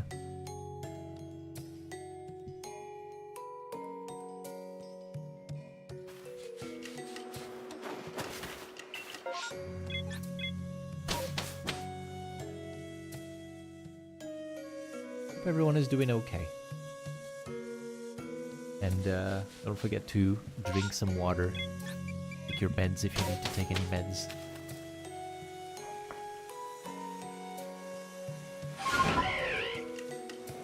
When I said ghost presentations always work, am I saying you'll get a shiny every time or that they're just not that hard? Neither of those. I'm saying that there are Pokemon that cannot be permuted, because they have a unique AI that doesn't really behave in the same way as other Pokemon in the game. And so, generally speaking, permutations don't work. Like, you can't get them in a multi-battle. You can't do the typical methods of despawning them with berries or things like that, or globs. So, permutations are out of the window, except for the 8 ghost permutations that you can do at the top of the list. Because leaving and coming back is not a mechanic dependent on the Pokemon specimen. It's dependent only on you. So you are always able to do 8 ghost permutations on an outbreak, if it has a second wave, no matter the Pokemon species. So every outbreak in the game can be permuted 8 times, but some species will not allow you any more than that. That's what I meant.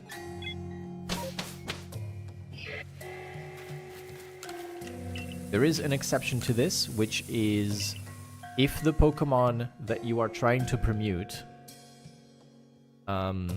we hit 2,000, by the way. Here's the big 2,000. If the Pokemon that you are trying to permute has an alpha spawning in the first wave at any point, you can multi-battle by hitting the alpha, which will always be aggressive towards you, and then starting a battle with another one than the alpha. A Pichu outbreak would not be a good example of this, because Pichu does not have the kind of AI that prevents doing permutations. Pichu is a passive specimen, despite the fact that it can attack you. So, the Miss L, who is in my Twitch chat right now, has recently done permutations for Pichu, and obtained a shiny alpha Pichu through those permutations. Did I see sparkles or what? Oh, it must have been the bubbles. It works the same as regular passive permutations, meaning if you hit a bunch of Pichu with berries, and then teleport away when they have been spooked or noticed you, it will despawn them. They are a bit unruly sometimes, and it did take a few attempts for the Miss L to complete the permutations correctly, which is why you double check with the backup save that everything worked as it should have. Here, hold on. How about this? I'm gonna open an MS Paint. I'm gonna quickly do a little thingy. Hold on. Let me capture... window capture... Give me a moment. This. Yes. Okay. So, can you see my my MS Paint fine? Let me quickly do a little drawing. So let's say that you are in an outbreak, right? So you're in an outbreak which contains a certain amount of Pokemon, okay? The outbreak, let's say, has 8 Pokemon, plus a second wave of 6 alphas, right? This is the smallest possible outbreak, just for the sake of example. You have an outbreak of 8 Pokemon, plus 6 alphas in the second wave. There you go. When you're doing your permutations, if you are hitting a certain amount of Pokemon with berries, let's say you want to perform 3 KO, catch, catch, catch, catch, catch. This is a fairly standard permutation right there. You have a first block with a multi-despawn, and then each of these afterwards is a individual step. You do these one by one. You despawn one Pokemon at a time by either catching it or battling it, okay? How do you make sure that this worked? Well, you are supposed to have 8 Pokemon in the first wave. So if this worked, you are left with... What the hell is up with the... What is happening with this MS Paint? Sorry, hold on. What is that?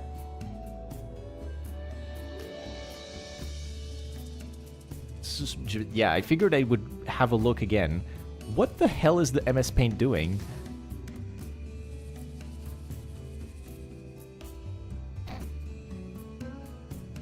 Capture method, Windows 10. Oh, hallelujah, we got it. Freaky, sorry. So, starting from the top. You have an outbreak with 8 Pokemon plus 6 alphas, okay? You want to do 3 KO, capture, capture, capture, capture, capture. How do you check that the 3 KO works? Well, if the 3 KO works, this is now 5 Pokemon, right? Basic maths. Right? So, what you do your 3 KO, then you check if you have 5 Pokemon. If that worked correctly, you can count them, you can get to 5. You now have a backup save right here. Because if you're doing Pichu for your permutations, it's a passive Pokemon. Passive Pokemons mean that you have to teleport in order to get your multi-KO. This 3 KO can only happen if you hit 3 Pichu with Oran berries, or any berry or any like item that will hit them but not stun them. So you hit 3 of them and then you teleport. That teleport is now setting up the backup save.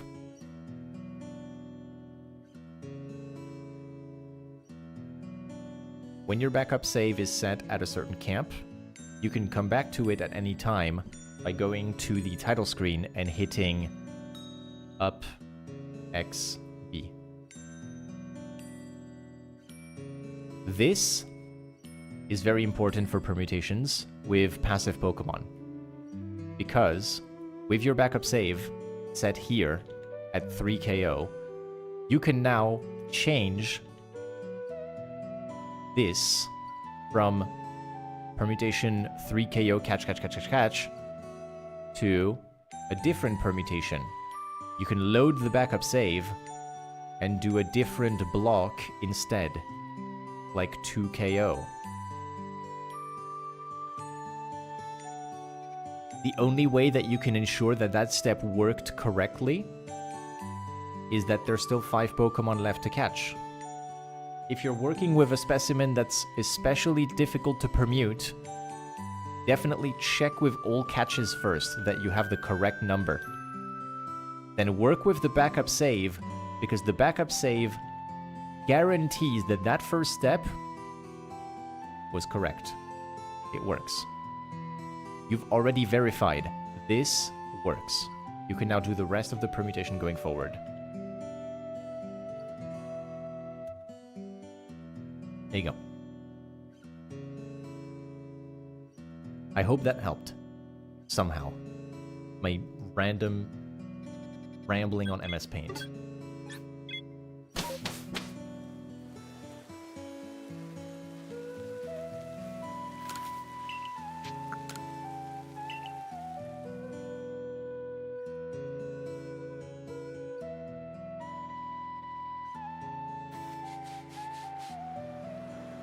Backup save is more important than you thought. Yeah, the backup save is a way for you to confirm that the previous step in an outbreak that has multiple steps for permutations was correct. So in this case, you can ensure that this step is done correctly, and then you'll never have to deal with it again. You can do this step and be guaranteed that that worked, right? The problem, of course, is that if you're permuting passive Pokemon... Sorry, I've hidden the source. Let me get back to this. The problem is that if you're doing passive Pokemon, you have to TP here again to do a 2 KO. Right? which means you are now changing the backup save again. But at least you did 3 KO all catches and 3 KO 2 KO catches without having to redo the first step. And the first step has been confirmed to work because there's the right amount of Pokemon after. You save time. Every single permutation you save time. Super important. If you use it correctly, you're going to breeze through permutations at a much faster rate.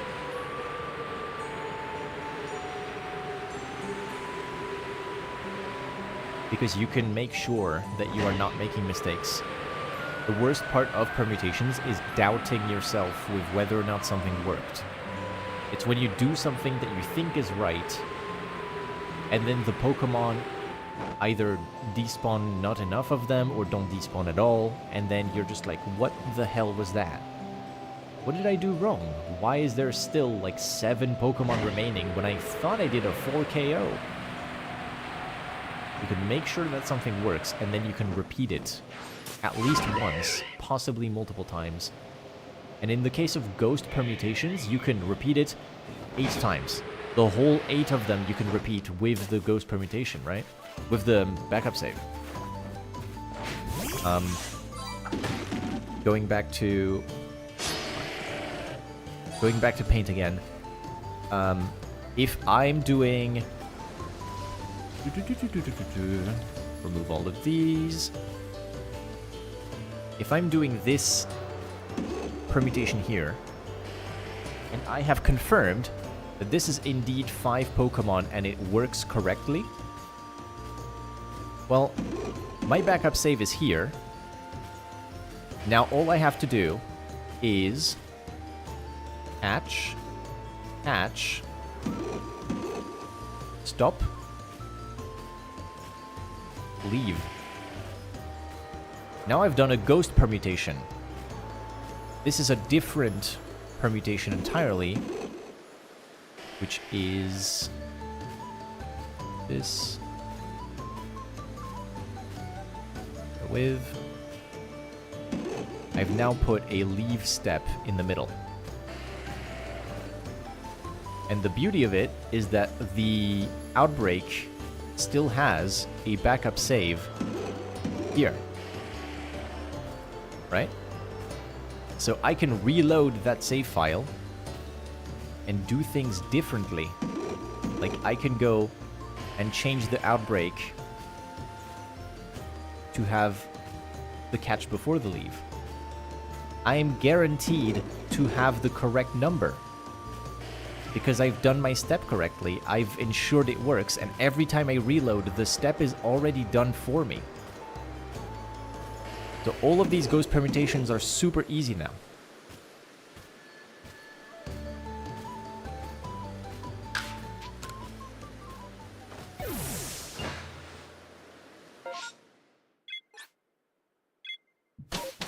Makes it easier than redoing every single permutation. You made so many mistakes with the Shinx one that, yes, it was permutation 39 out of 49, but you redid 6 or 10 of the permutations at least, and still got the alpha.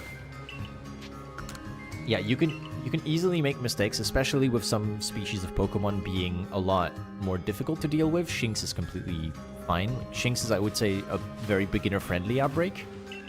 But once you start wanting to permute passive Pokemon, like, let's say you wanted to permute Baniri, I tried, and even myself having this many shiny alphas, right?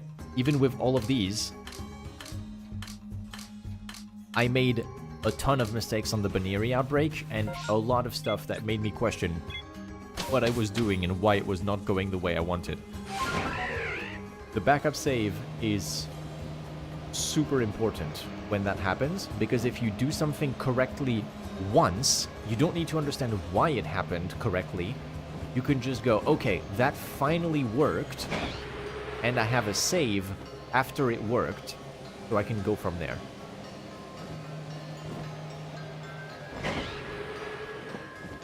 should you keep doing permutations on Spiritomb, you are at 50. Jake is the snake. Hold on, let me pull traffic for you.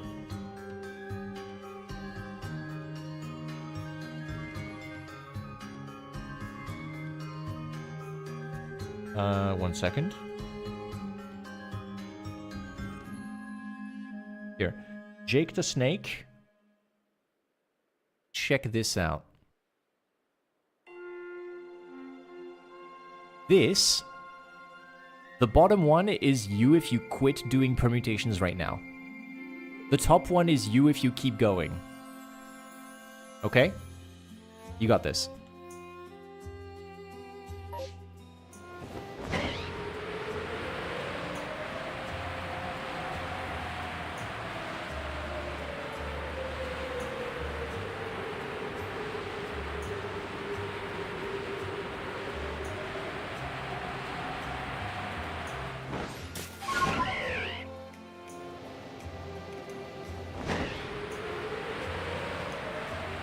It is up and XB at the same time for the backup save, yes.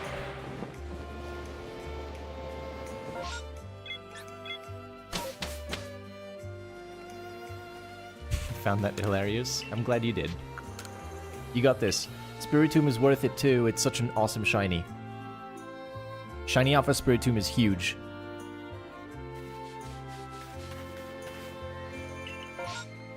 Eevee! Oh, Eevee time!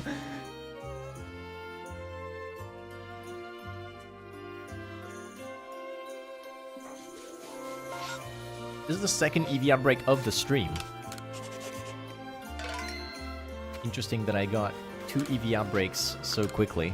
The first one was 12 Eevees, so I didn't really give it too many permutations. I'll put this orb where it belongs.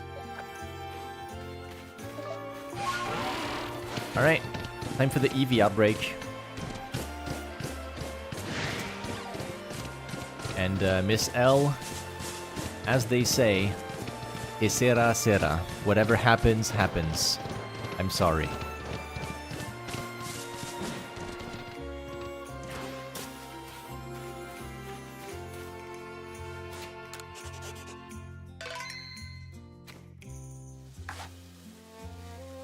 Here we go. How many EVs do we have?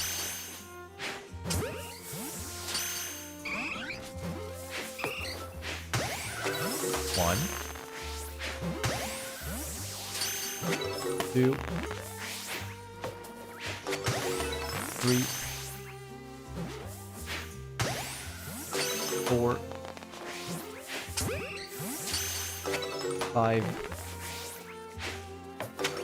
6,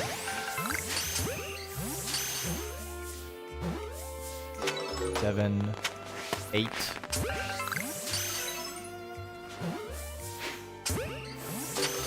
9, 10, 11, oh my god,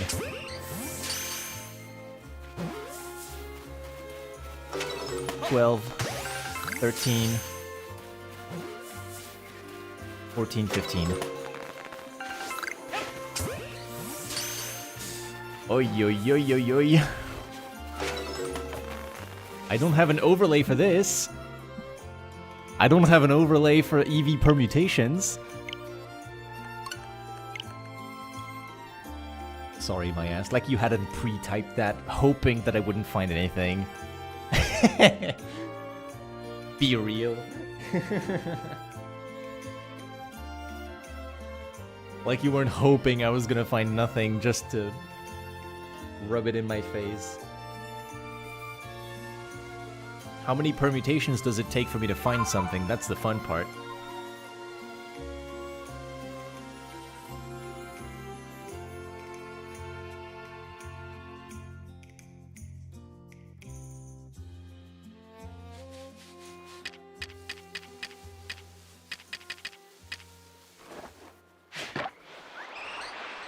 Alright.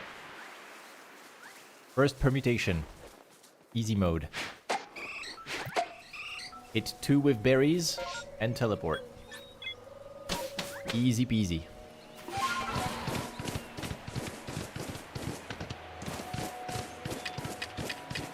$15 EVs. Do I?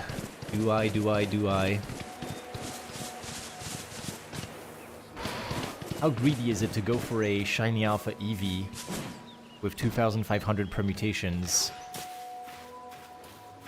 when you already have one?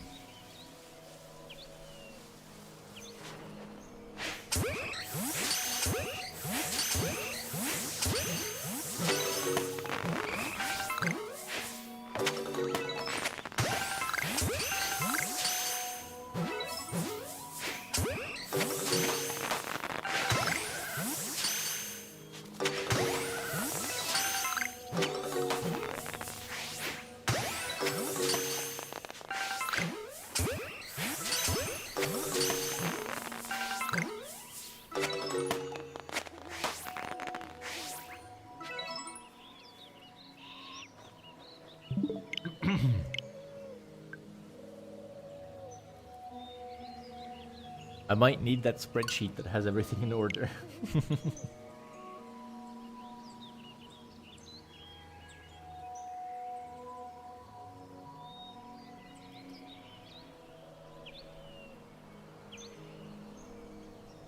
The tool is completely out of order, man. What is this?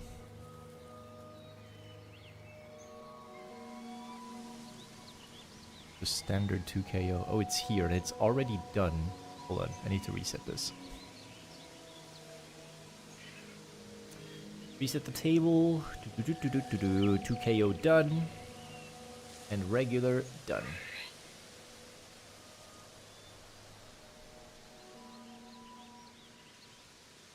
You already have one and you're doing it anyway. It has 8 evolutions, so it's worth the 2,500 perms. You plan on going through all 2,500, do you want them in order from most to least new spawns? I think most to least new spawns is more my style.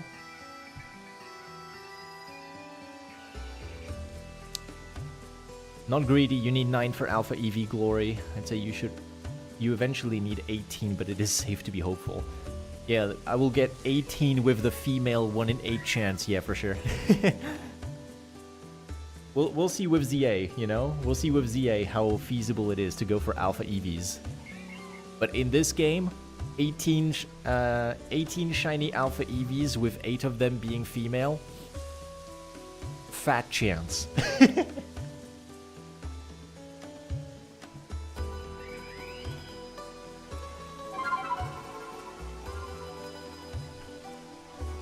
Let's do 3 KO.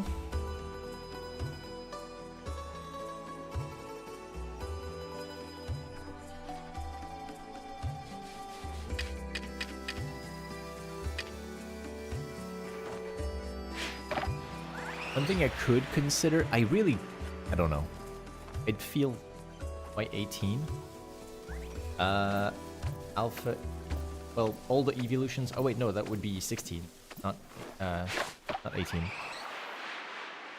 16 because 8 EVs for the evolutions and then 8 more for the female, but then you don't need the female forms anyway. There's no forms for, you just need 9, no? Yeah. I was reading the message in YouTube chat that says you need 18, but it is safe to be hopeful. When you say you eventually need 18, what did you mean by that? Anybody?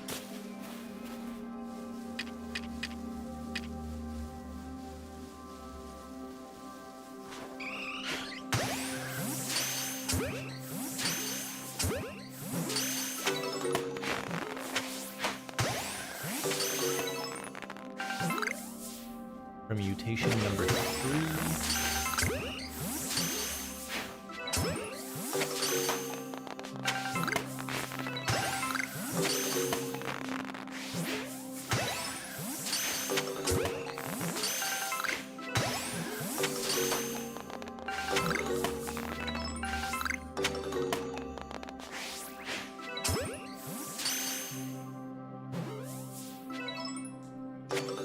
right. Getting an EV for every type.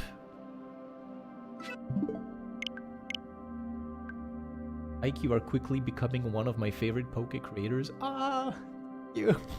Thank you very much. I'm just a guy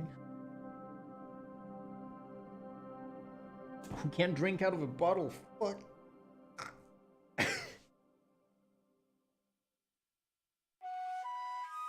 Water over myself like an idiot. I'm just a little guy. Thank you very much. I appreciate it. That's 3 KO done. Let's do 4 KO.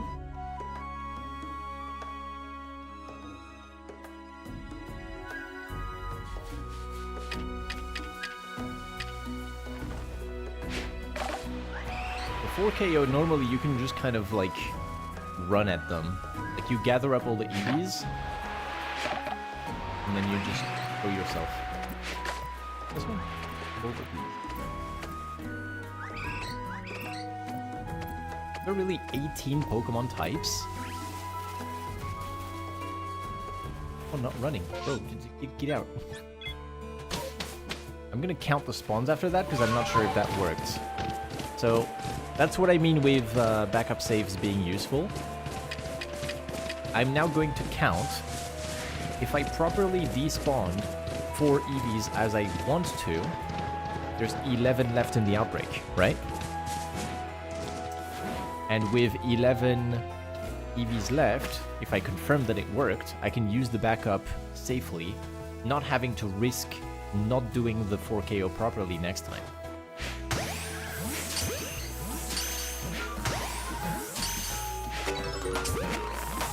Two, 3, 4, 5,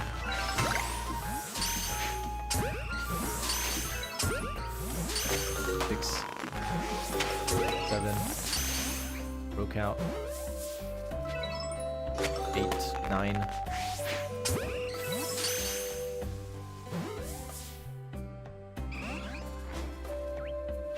10 and 11 plus the 4 I despawned, so that worked.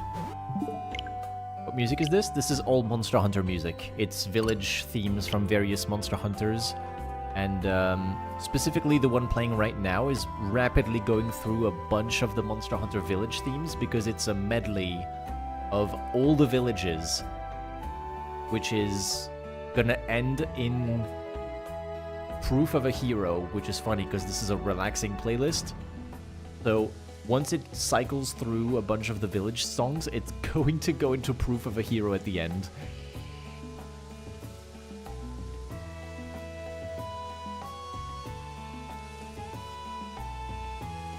Uh, 233, let me have a look, 233. Oh, that might not be it, actually. But this one is Invitation to the Festival from Monster Hunter Portable 3rd, which is to say Monster Hunter Freedom Unite. The one I played on the... No, Portable 3rd. No, that's not Freedom Unite, that's... It is the medley. It is the medley, it just went into a different theme.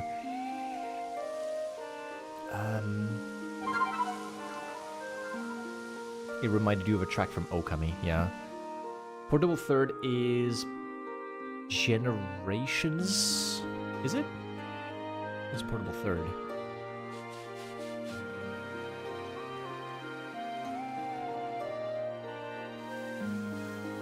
Oh, it's the one that only was in Japan. In Japan. Ah, God. My nose and my throat are bugging me.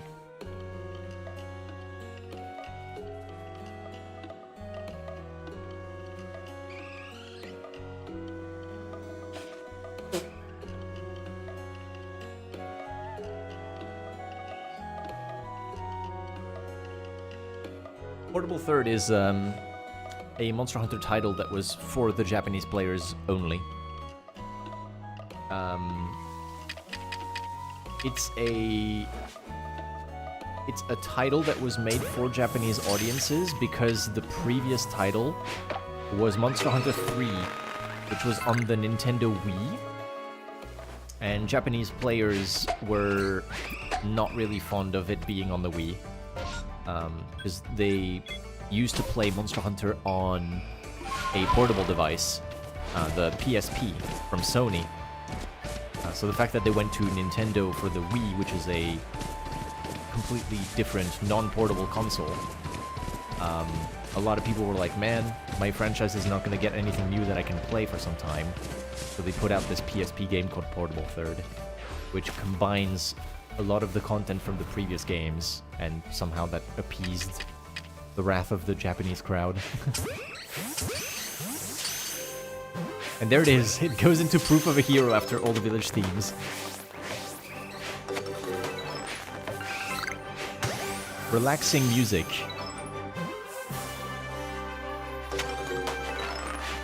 Relaxing music from the Monster Hunter franchise to slaughter Eevee 2.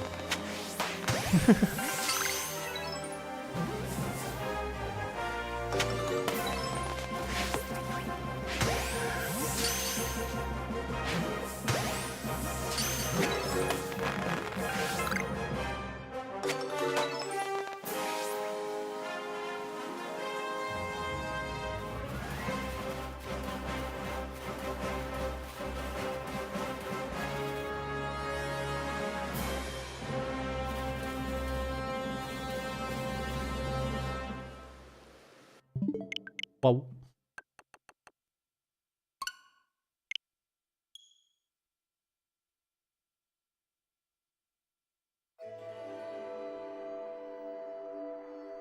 Back to the cozy and quiet village themes now.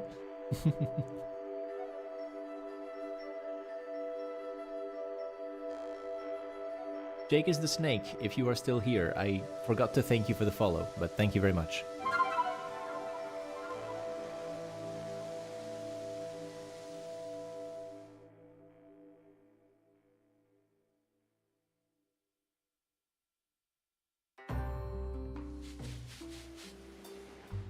Did I just do C2 or C3? I don't remember. It was 3.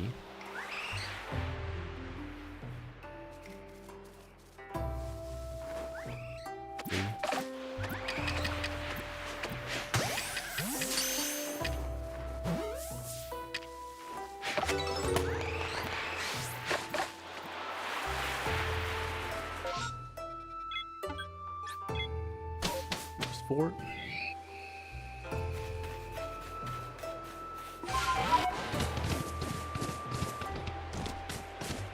Types in Pokemon, huh? This is some pretty advanced rock, paper, scissors shit now. 19 if Stellar becomes a type.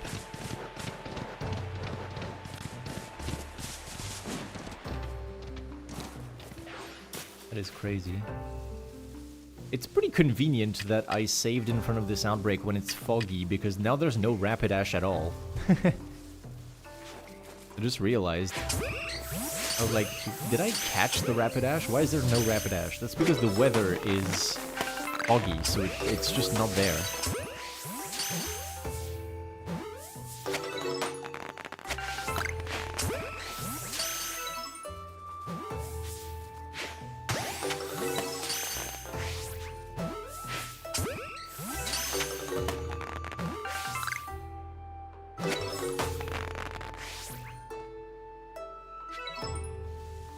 This one. Also, for all the talk I gave about ghost permutations earlier, this does not apply here. Mass outbreaks, you can't... It doesn't matter if you do ghost permutations, because, like, you change the RNG for future spawns when there's 3 or 2 or 1 left, there's no second wave. Nothing is gonna spawn. What's the point? It doesn't do anything.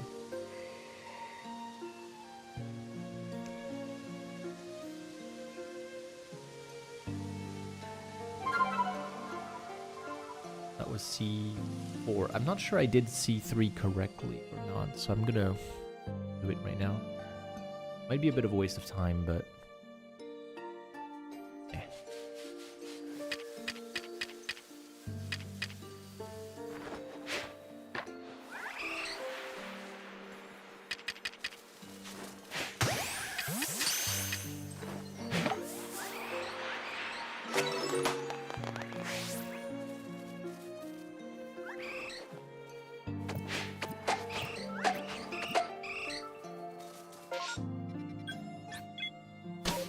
Go, C3. Welcome to the chat room. What do you mean, welcome to the chat room? I disconnected from Twitch for a moment. It says I didn't drop any frames.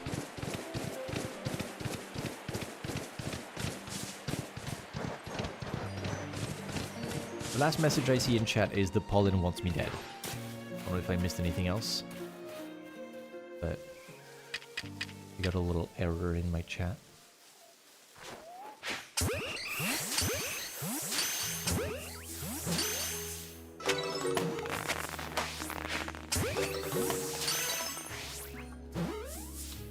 Can you imagine if Eevee was actually one of those species that are a hassle to permute? They're so cooperative, they're so docile. Thank you, Eevee. Actually super easy to permute.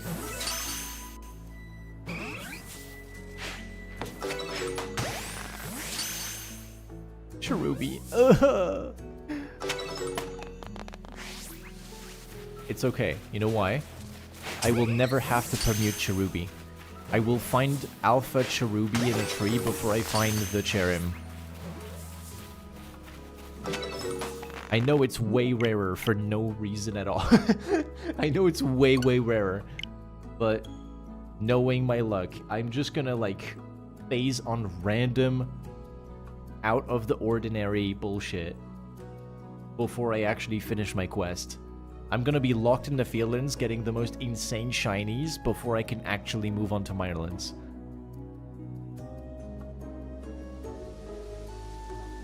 That's how my luck works for me.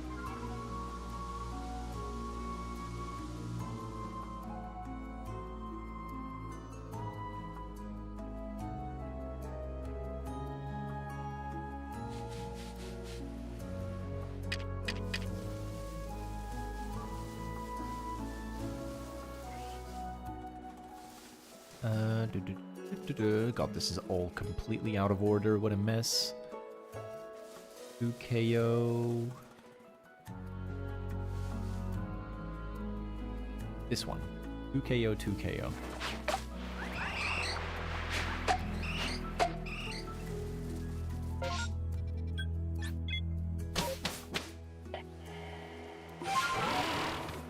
Ike, when you start learning English, odd weird question here. Were your marks better in French class or English class? I would say they were very different subjects, so it's hard to compare the two. I had better marks in English than in French, but that's because in English you are tested on do you have basic notions of English, and I had better than basic notions of English, so I had really good grades. In French class, as it is your native language, you are then tested on things like how well do you know French literature? Are you able to compose a interesting text in French, or like a poem or something? And like, it's not really, you're not really evaluated on the same level. So the grading system would favor having better than average English much more than it would favor having better than average French, because you would need excellent French to compare. My French grades were very good, the same as my English grades, but I think my English grades were more often perfect, the thing. I had more perfect grades in English because it was easier in the tests. Which is much harder to achieve in French, as you are tested on much more complex topics.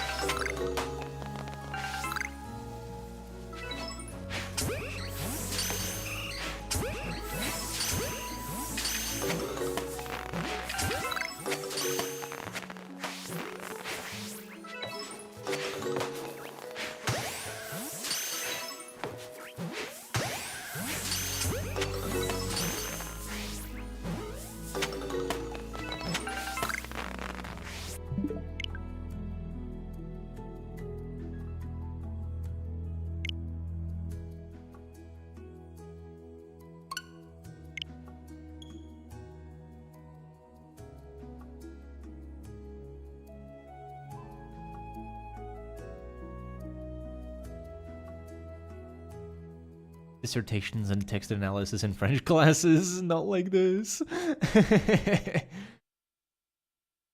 Yeah. Yeah. So in French immersion here, your French class was just like English class, so you were graded the same for you versus a student who spoke French as a second language. I see. Let me load up the backup save on this. Because if I load the backup save, I can go straight into 2KO, 2KO, 2KO. And then I will load the backup save again and do 2KO, 2KO, 2KO, 2KO. Because you can just chain them like that before you eventually have to restart from scratch.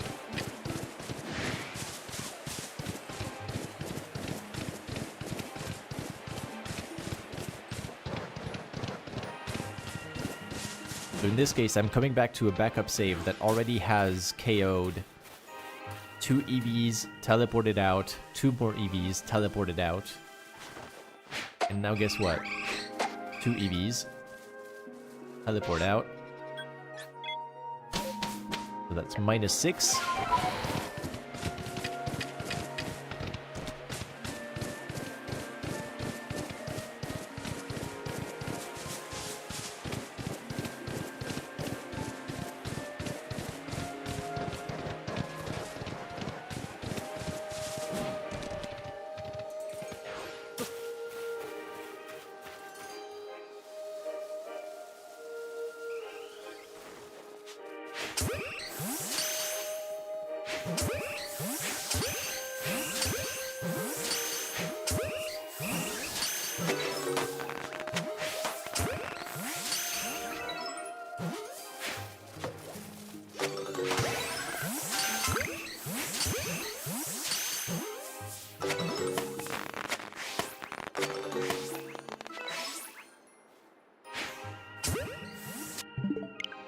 Here. So now I can exit out of this. You'll never guess what I'm gonna do next.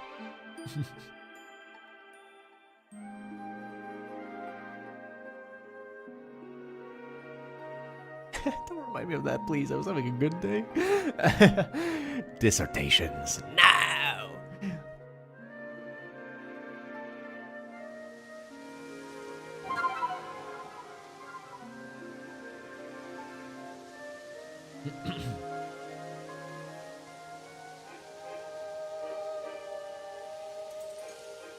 Struggled with reading and writing in English, and your marks in French were 15 to 25% higher than your native English marks, but in immersion, all classes but gym and English were the only classes that you took in French.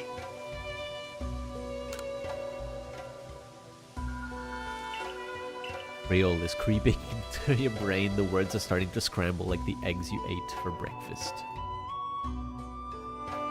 Creole.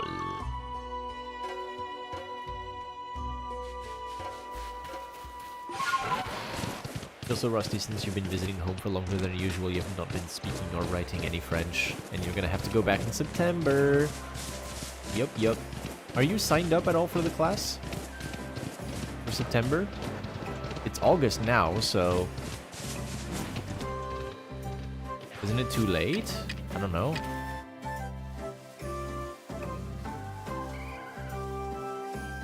Oi, wakey. Wakey.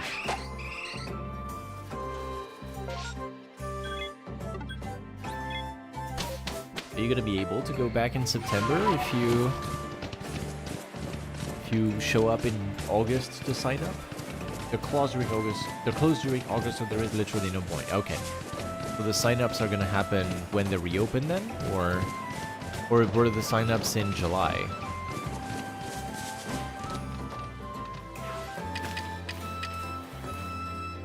Normally I would have a sort of logical reasoning here, but given the fucking clowns that run that school, I don't know.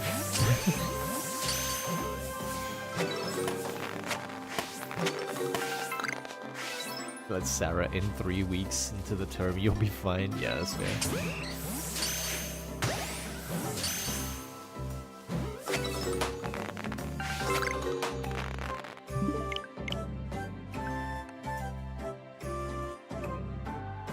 So I've done 3 and Or... I keep going? Oh my god, I can keep going. Hell yeah.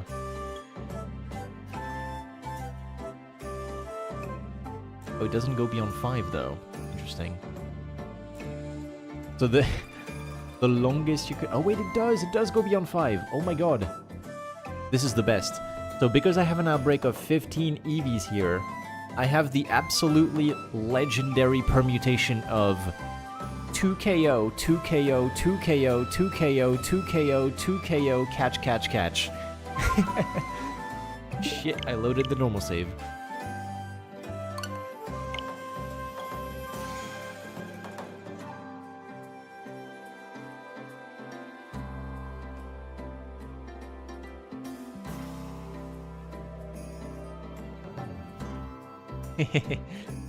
Yeah.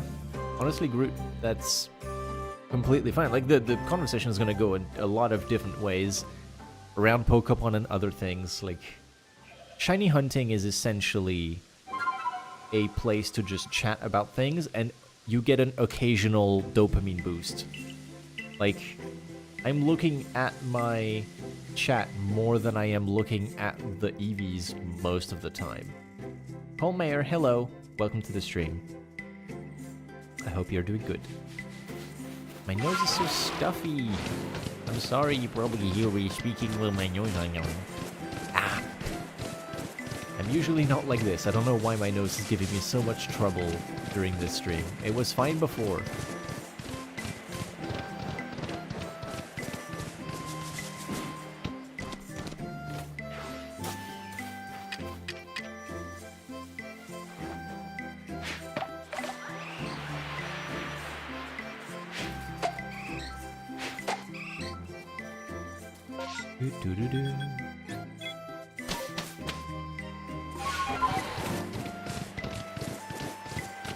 For shiny Cherrim, thank you very much. Thank you. We are getting stopped dead in our tracks here by this EV outbreak, because this outbreak has a lot of potential for a shiny alpha EV. Namely, it holds the potential of 23% of a shiny alpha EV, which... less than a fourth of a shiny alpha EV for an outbreak that might take 3 months to permute is kind of insane, so I'm probably not going to do that. But I am willing to give it a good shake. See what comes out of it, you know, just give it a few permutations.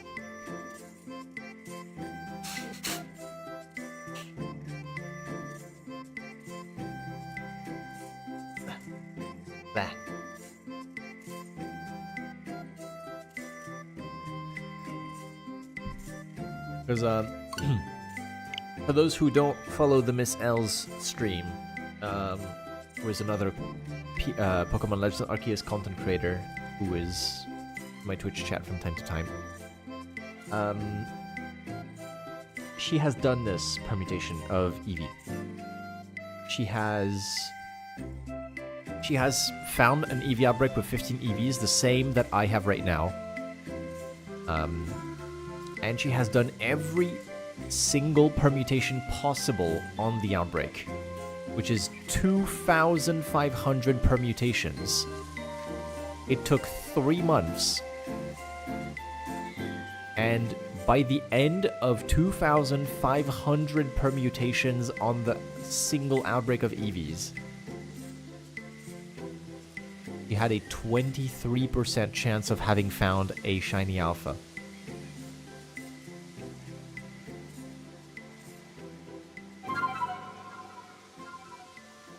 Miss L, you are a legend. He is. He is. Absolutely. So, naturally, I am faced with this EV outbreak that has 15 spawns, and my instinct is to tell myself, oh boy, here goes 3 months of shiny hunting. Here we go. But at the same time, I'm not that guy. It's not gonna happen. I'm not gonna spend this much time in this permutation hell doing EV outbreaks for 3 months because I'm on a quest for shiny Cherrim. I got other stuff to do, you know? I can't be stuck here for 3 months doing Eevee permutations. I already have a shiny alpha Eevee. 3 months for 23% of a shiny alpha is simply not really in my priorities right now. I'm just gonna hope that Pokemon Legends ZA has a better way of shiny hunting alpha Eevee, and go for that. How much playtime do I have in the game? Good question. How much playtime do I have in the game? 1,025 hours or more. We got over the 1K recently.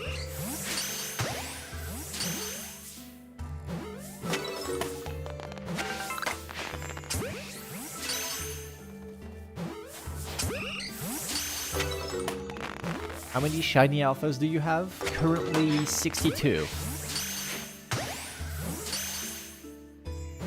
62 shiny alphas. I have 2 boxes and 2 shiny alphas, so 30 per box. That's the current amount. Would you like to see them? I can hop back to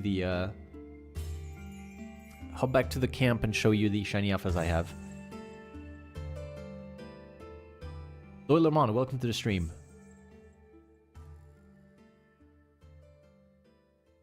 What's up? Doing good. Doing good. My nose is bothering me this stream and I don't know why, but otherwise, doing good. We got over 2,000 trees checked this stream. Not this stream as in all 2,000 this stream, but we got over the 2,000 milestone. And we just found this Eevee outbreak that has the maximum possible number of Eevees, so I'm permuting until I find a shiny.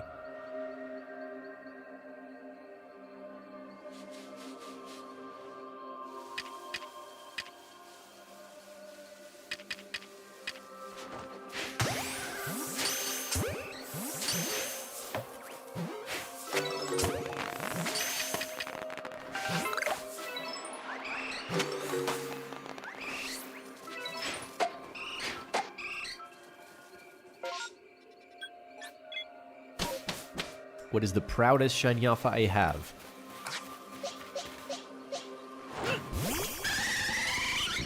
This one. Easy. Easy choice. The rarest shiny alpha I own. Other candidates include... not as rare as Eevee, because Eevee is just really difficult to get. Like, having a shiny alpha Eevee is super rare, but I have some other Pokemon that are also really rare and that I'm glad I have. This is the most recent. I found it this stream. This shiny alpha Infernape is female, which is a 1 in 8 chance. We found it at the start of the stream. And then this Zorua is also female, which is also a 1 in 8 chance. And I found her in a permutation. And it was the first shiny alpha Zorua that I got. So both of these are pretty rare. But the Eevee is definitely my proudest find. And I have my team of Pokemon that I like using because of their moves. They're really strong in general. And I have Gumbo, the mascot of the channel. These are my goobers. You want to see the rest of the collection? See what else I got? I have... I'll put the Infernape back. This is my shiny alphas, all of them.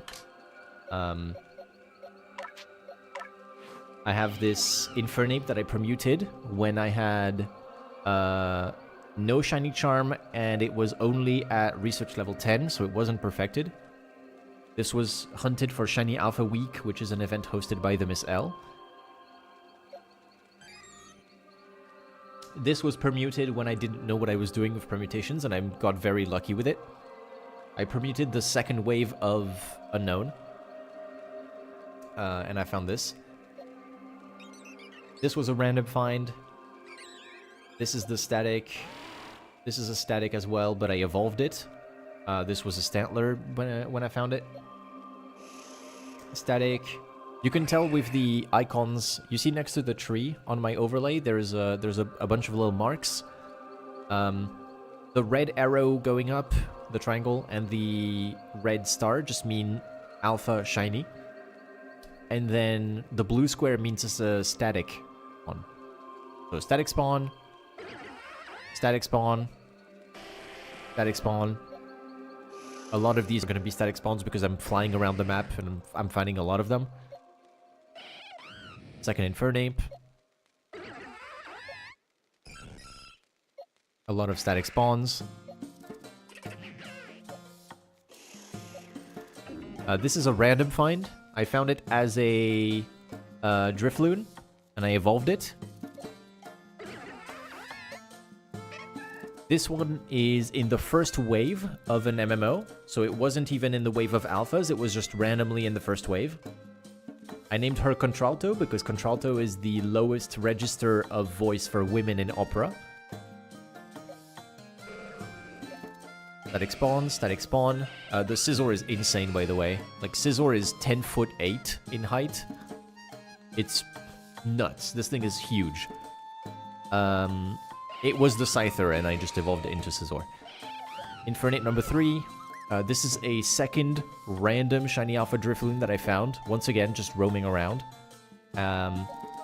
This Infernape and this Drifloon were found in the same run on the map.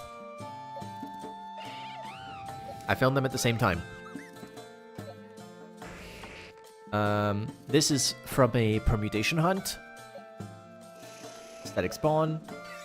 Random shiny alpha Pichu found by flying around. Then we get into the second box. Toasty the marshmallow, permutation hunt. The first Lopunny that I found. There's gonna be a few. A shiny alpha Pikachu that I hunted with permutations. Static. Second Lopunny.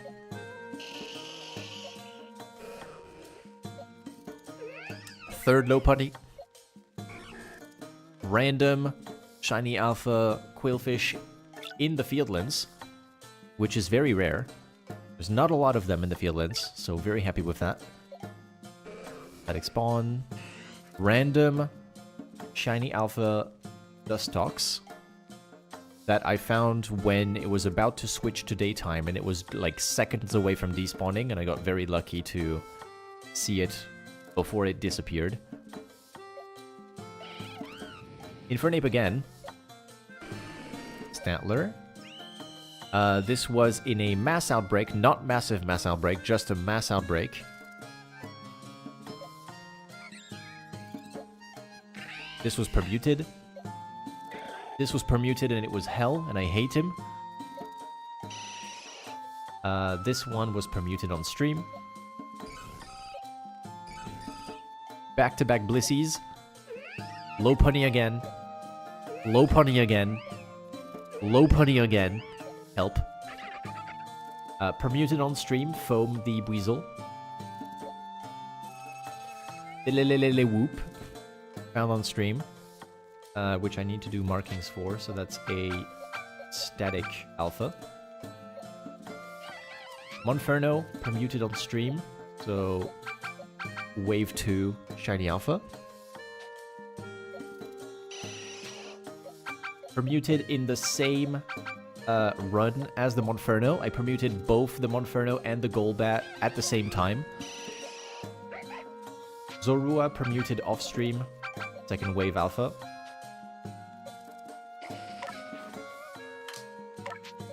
Then we have this Shinx that I found yesterday night as a random shiny alpha. Just flying around and I found him. Her. And this Infernape, which is a static. And she's female.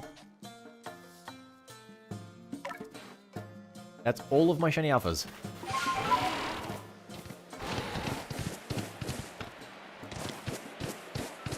It's a big collection, but I like that a lot of them have a story. I remember each of them quite fondly, so apart from the 6 Lopunnies, I think I'm fine with Lopunny now.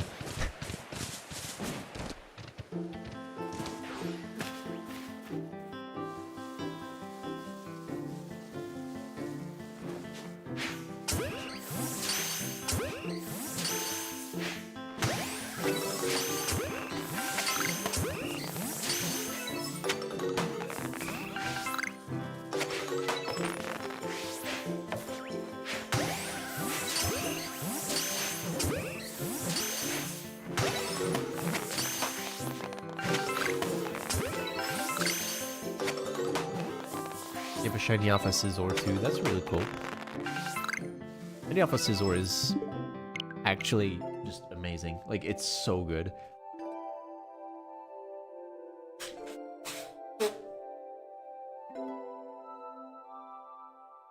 Sorry to disappoint, my real life name is not Ike. Ike is just the username I go by online. It's a nickname that was given to me because my gamer tag... My gamer tag was a bit longer than that, and people couldn't write it or pronounce it correctly, so they just called me Ike, and I adopted it. My name is Calvin. Like Calvin Klein.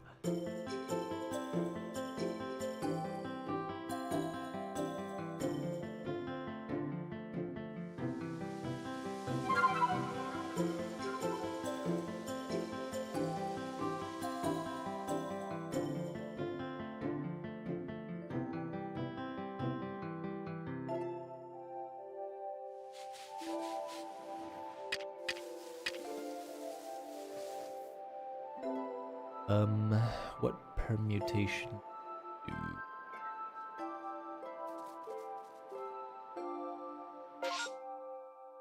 let me find... Nose, it's so stuffed. I'm gonna stop streaming soon. My nose is really stuffy and I'm hungry anyway. Take a break. I've been streaming for what, 3.5 hours? Close to it.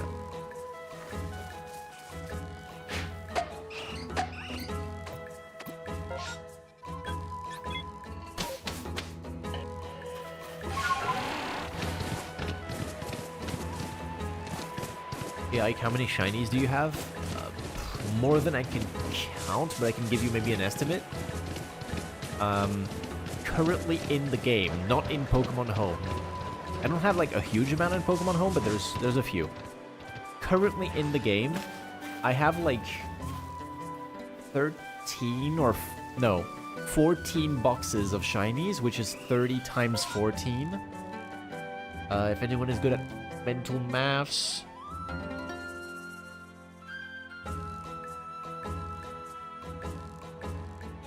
390, so we're gonna say well above 400 shiny Pokemon from this game. Random fact about Calvin Klein, he went to high school directly across the street from where I live. Nice.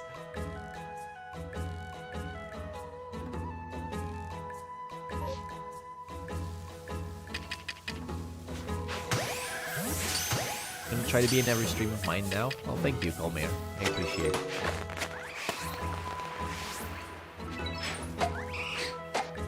Am I pronouncing your name right?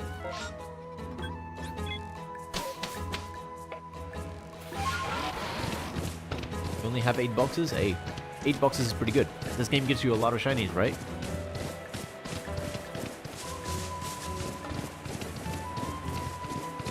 Permutations will do 2 things to your shiny count. 1, it will reduce how many shinies you get because you are spending your time permuting outbreaks like this instead of finding shiny Pokemon.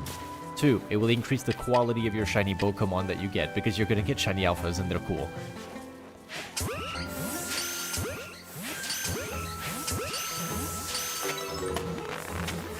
What is the craziest Pokemon project you've worked on? Definitely this one. Definitely this one. Not the Cherrim project, because the Cherrim project is part of the bigger project that I'm doing.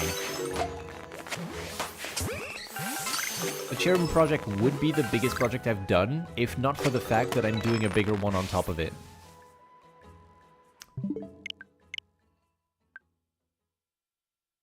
So, the biggest project, we're gonna zoom out by levels, okay?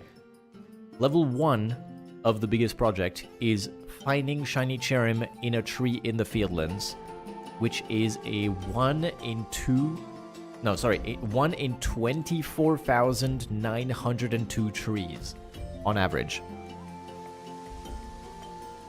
1 in 24,902 trees on average. And then, hey, welcome to Twitch. If you zoom out from that, getting the shiny Cherrim is part of a bigger project, which is to find every shiny Pokemon that can spawn in the Fieldlands without evolving anything. So in this case, we are missing some shiny static alphas, the Cherrim, and that's it. We got the Crobat, so I need to remove it from the thing. This is a big project. Very big project that I've done for months. We are now 73 out of 75 on the shiny count. Only missing Cherrim and Snorlax. I've never actually gotten a shiny Snorlax from the Fieldlands yet. I'm not trying too hard to find one because I know I will find the Static Alpha eventually. In this challenge, I am trying my best to find all of the Static Alphas as shiny, all of the Tree Pokemon as shiny, all of the Rock Pokemon as shiny, all of the Flying Pokemon as shiny, the Gyarados, Staraptor, Togekiss, all of the basic Pokemon, all of the Mass Outbreak and Massive Mass Outbreak exclusives, and finally, some of the Distortion Pokemon. I will not say I need all of the Distortion Pokemon to continue. I will simply aim for one Distortion Rare Pokemon for this project. So a Sneasel or a Weavile. One of them. And then, once I have done that, I'm going to move on to the next map and keep doing this until I have obtained every single shiny Pokemon in this game on every single map where it can appear without evolving anything. Including all the Static Alphas, all the Distortion Rares, which will take forever, as many Alphas as I can find, possibly through outbreaks and things like that. The biggest end goal is a shiny living dex of all Alpha Pokemon in Pokemon Home, which is impossible. Not because you can't, the game lets you, but because the game is simply built in a way where you are not going to do this in your lifetime as a human being. Distortions take too long to spawn. You are never going to find all of the Distortion shiny alphas. It's impossible. Like, statistically, you will die before you get the shiny Distortion alphas. Let me pull up a quick post from the Miss L if I can find it. Where is it? Where is it? Where is it? There it is. The Miss L did the math. Number of distortions to hit odds on a single shiny alpha rare spawn. Keep in mind, we're talking about distortions. We're not talking about how many spawns in those distortions you need to see to phase.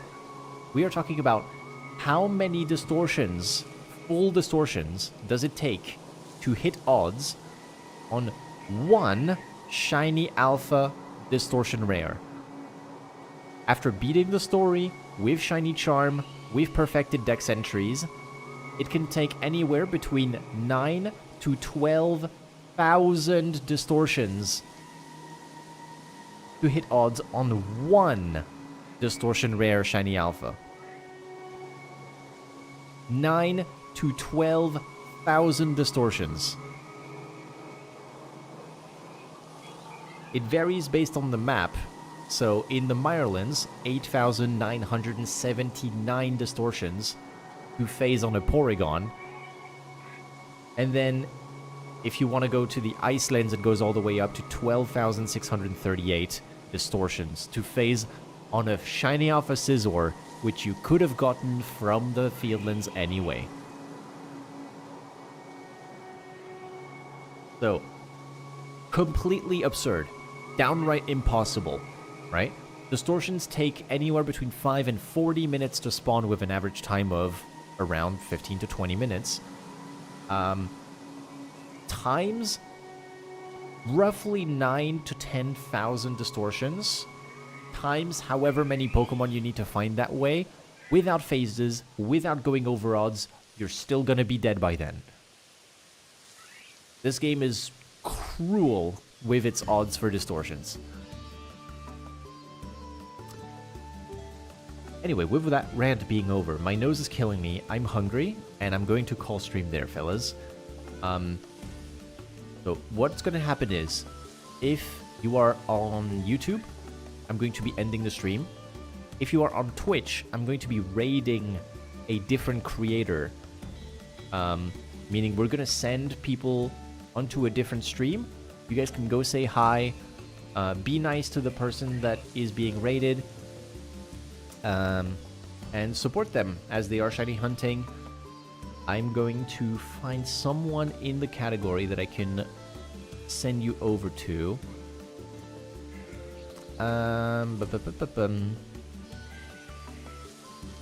Okay, there we go. We got someone who is shiny hunting with 2 viewers. We're going to send you over to this person. I've never heard of them before.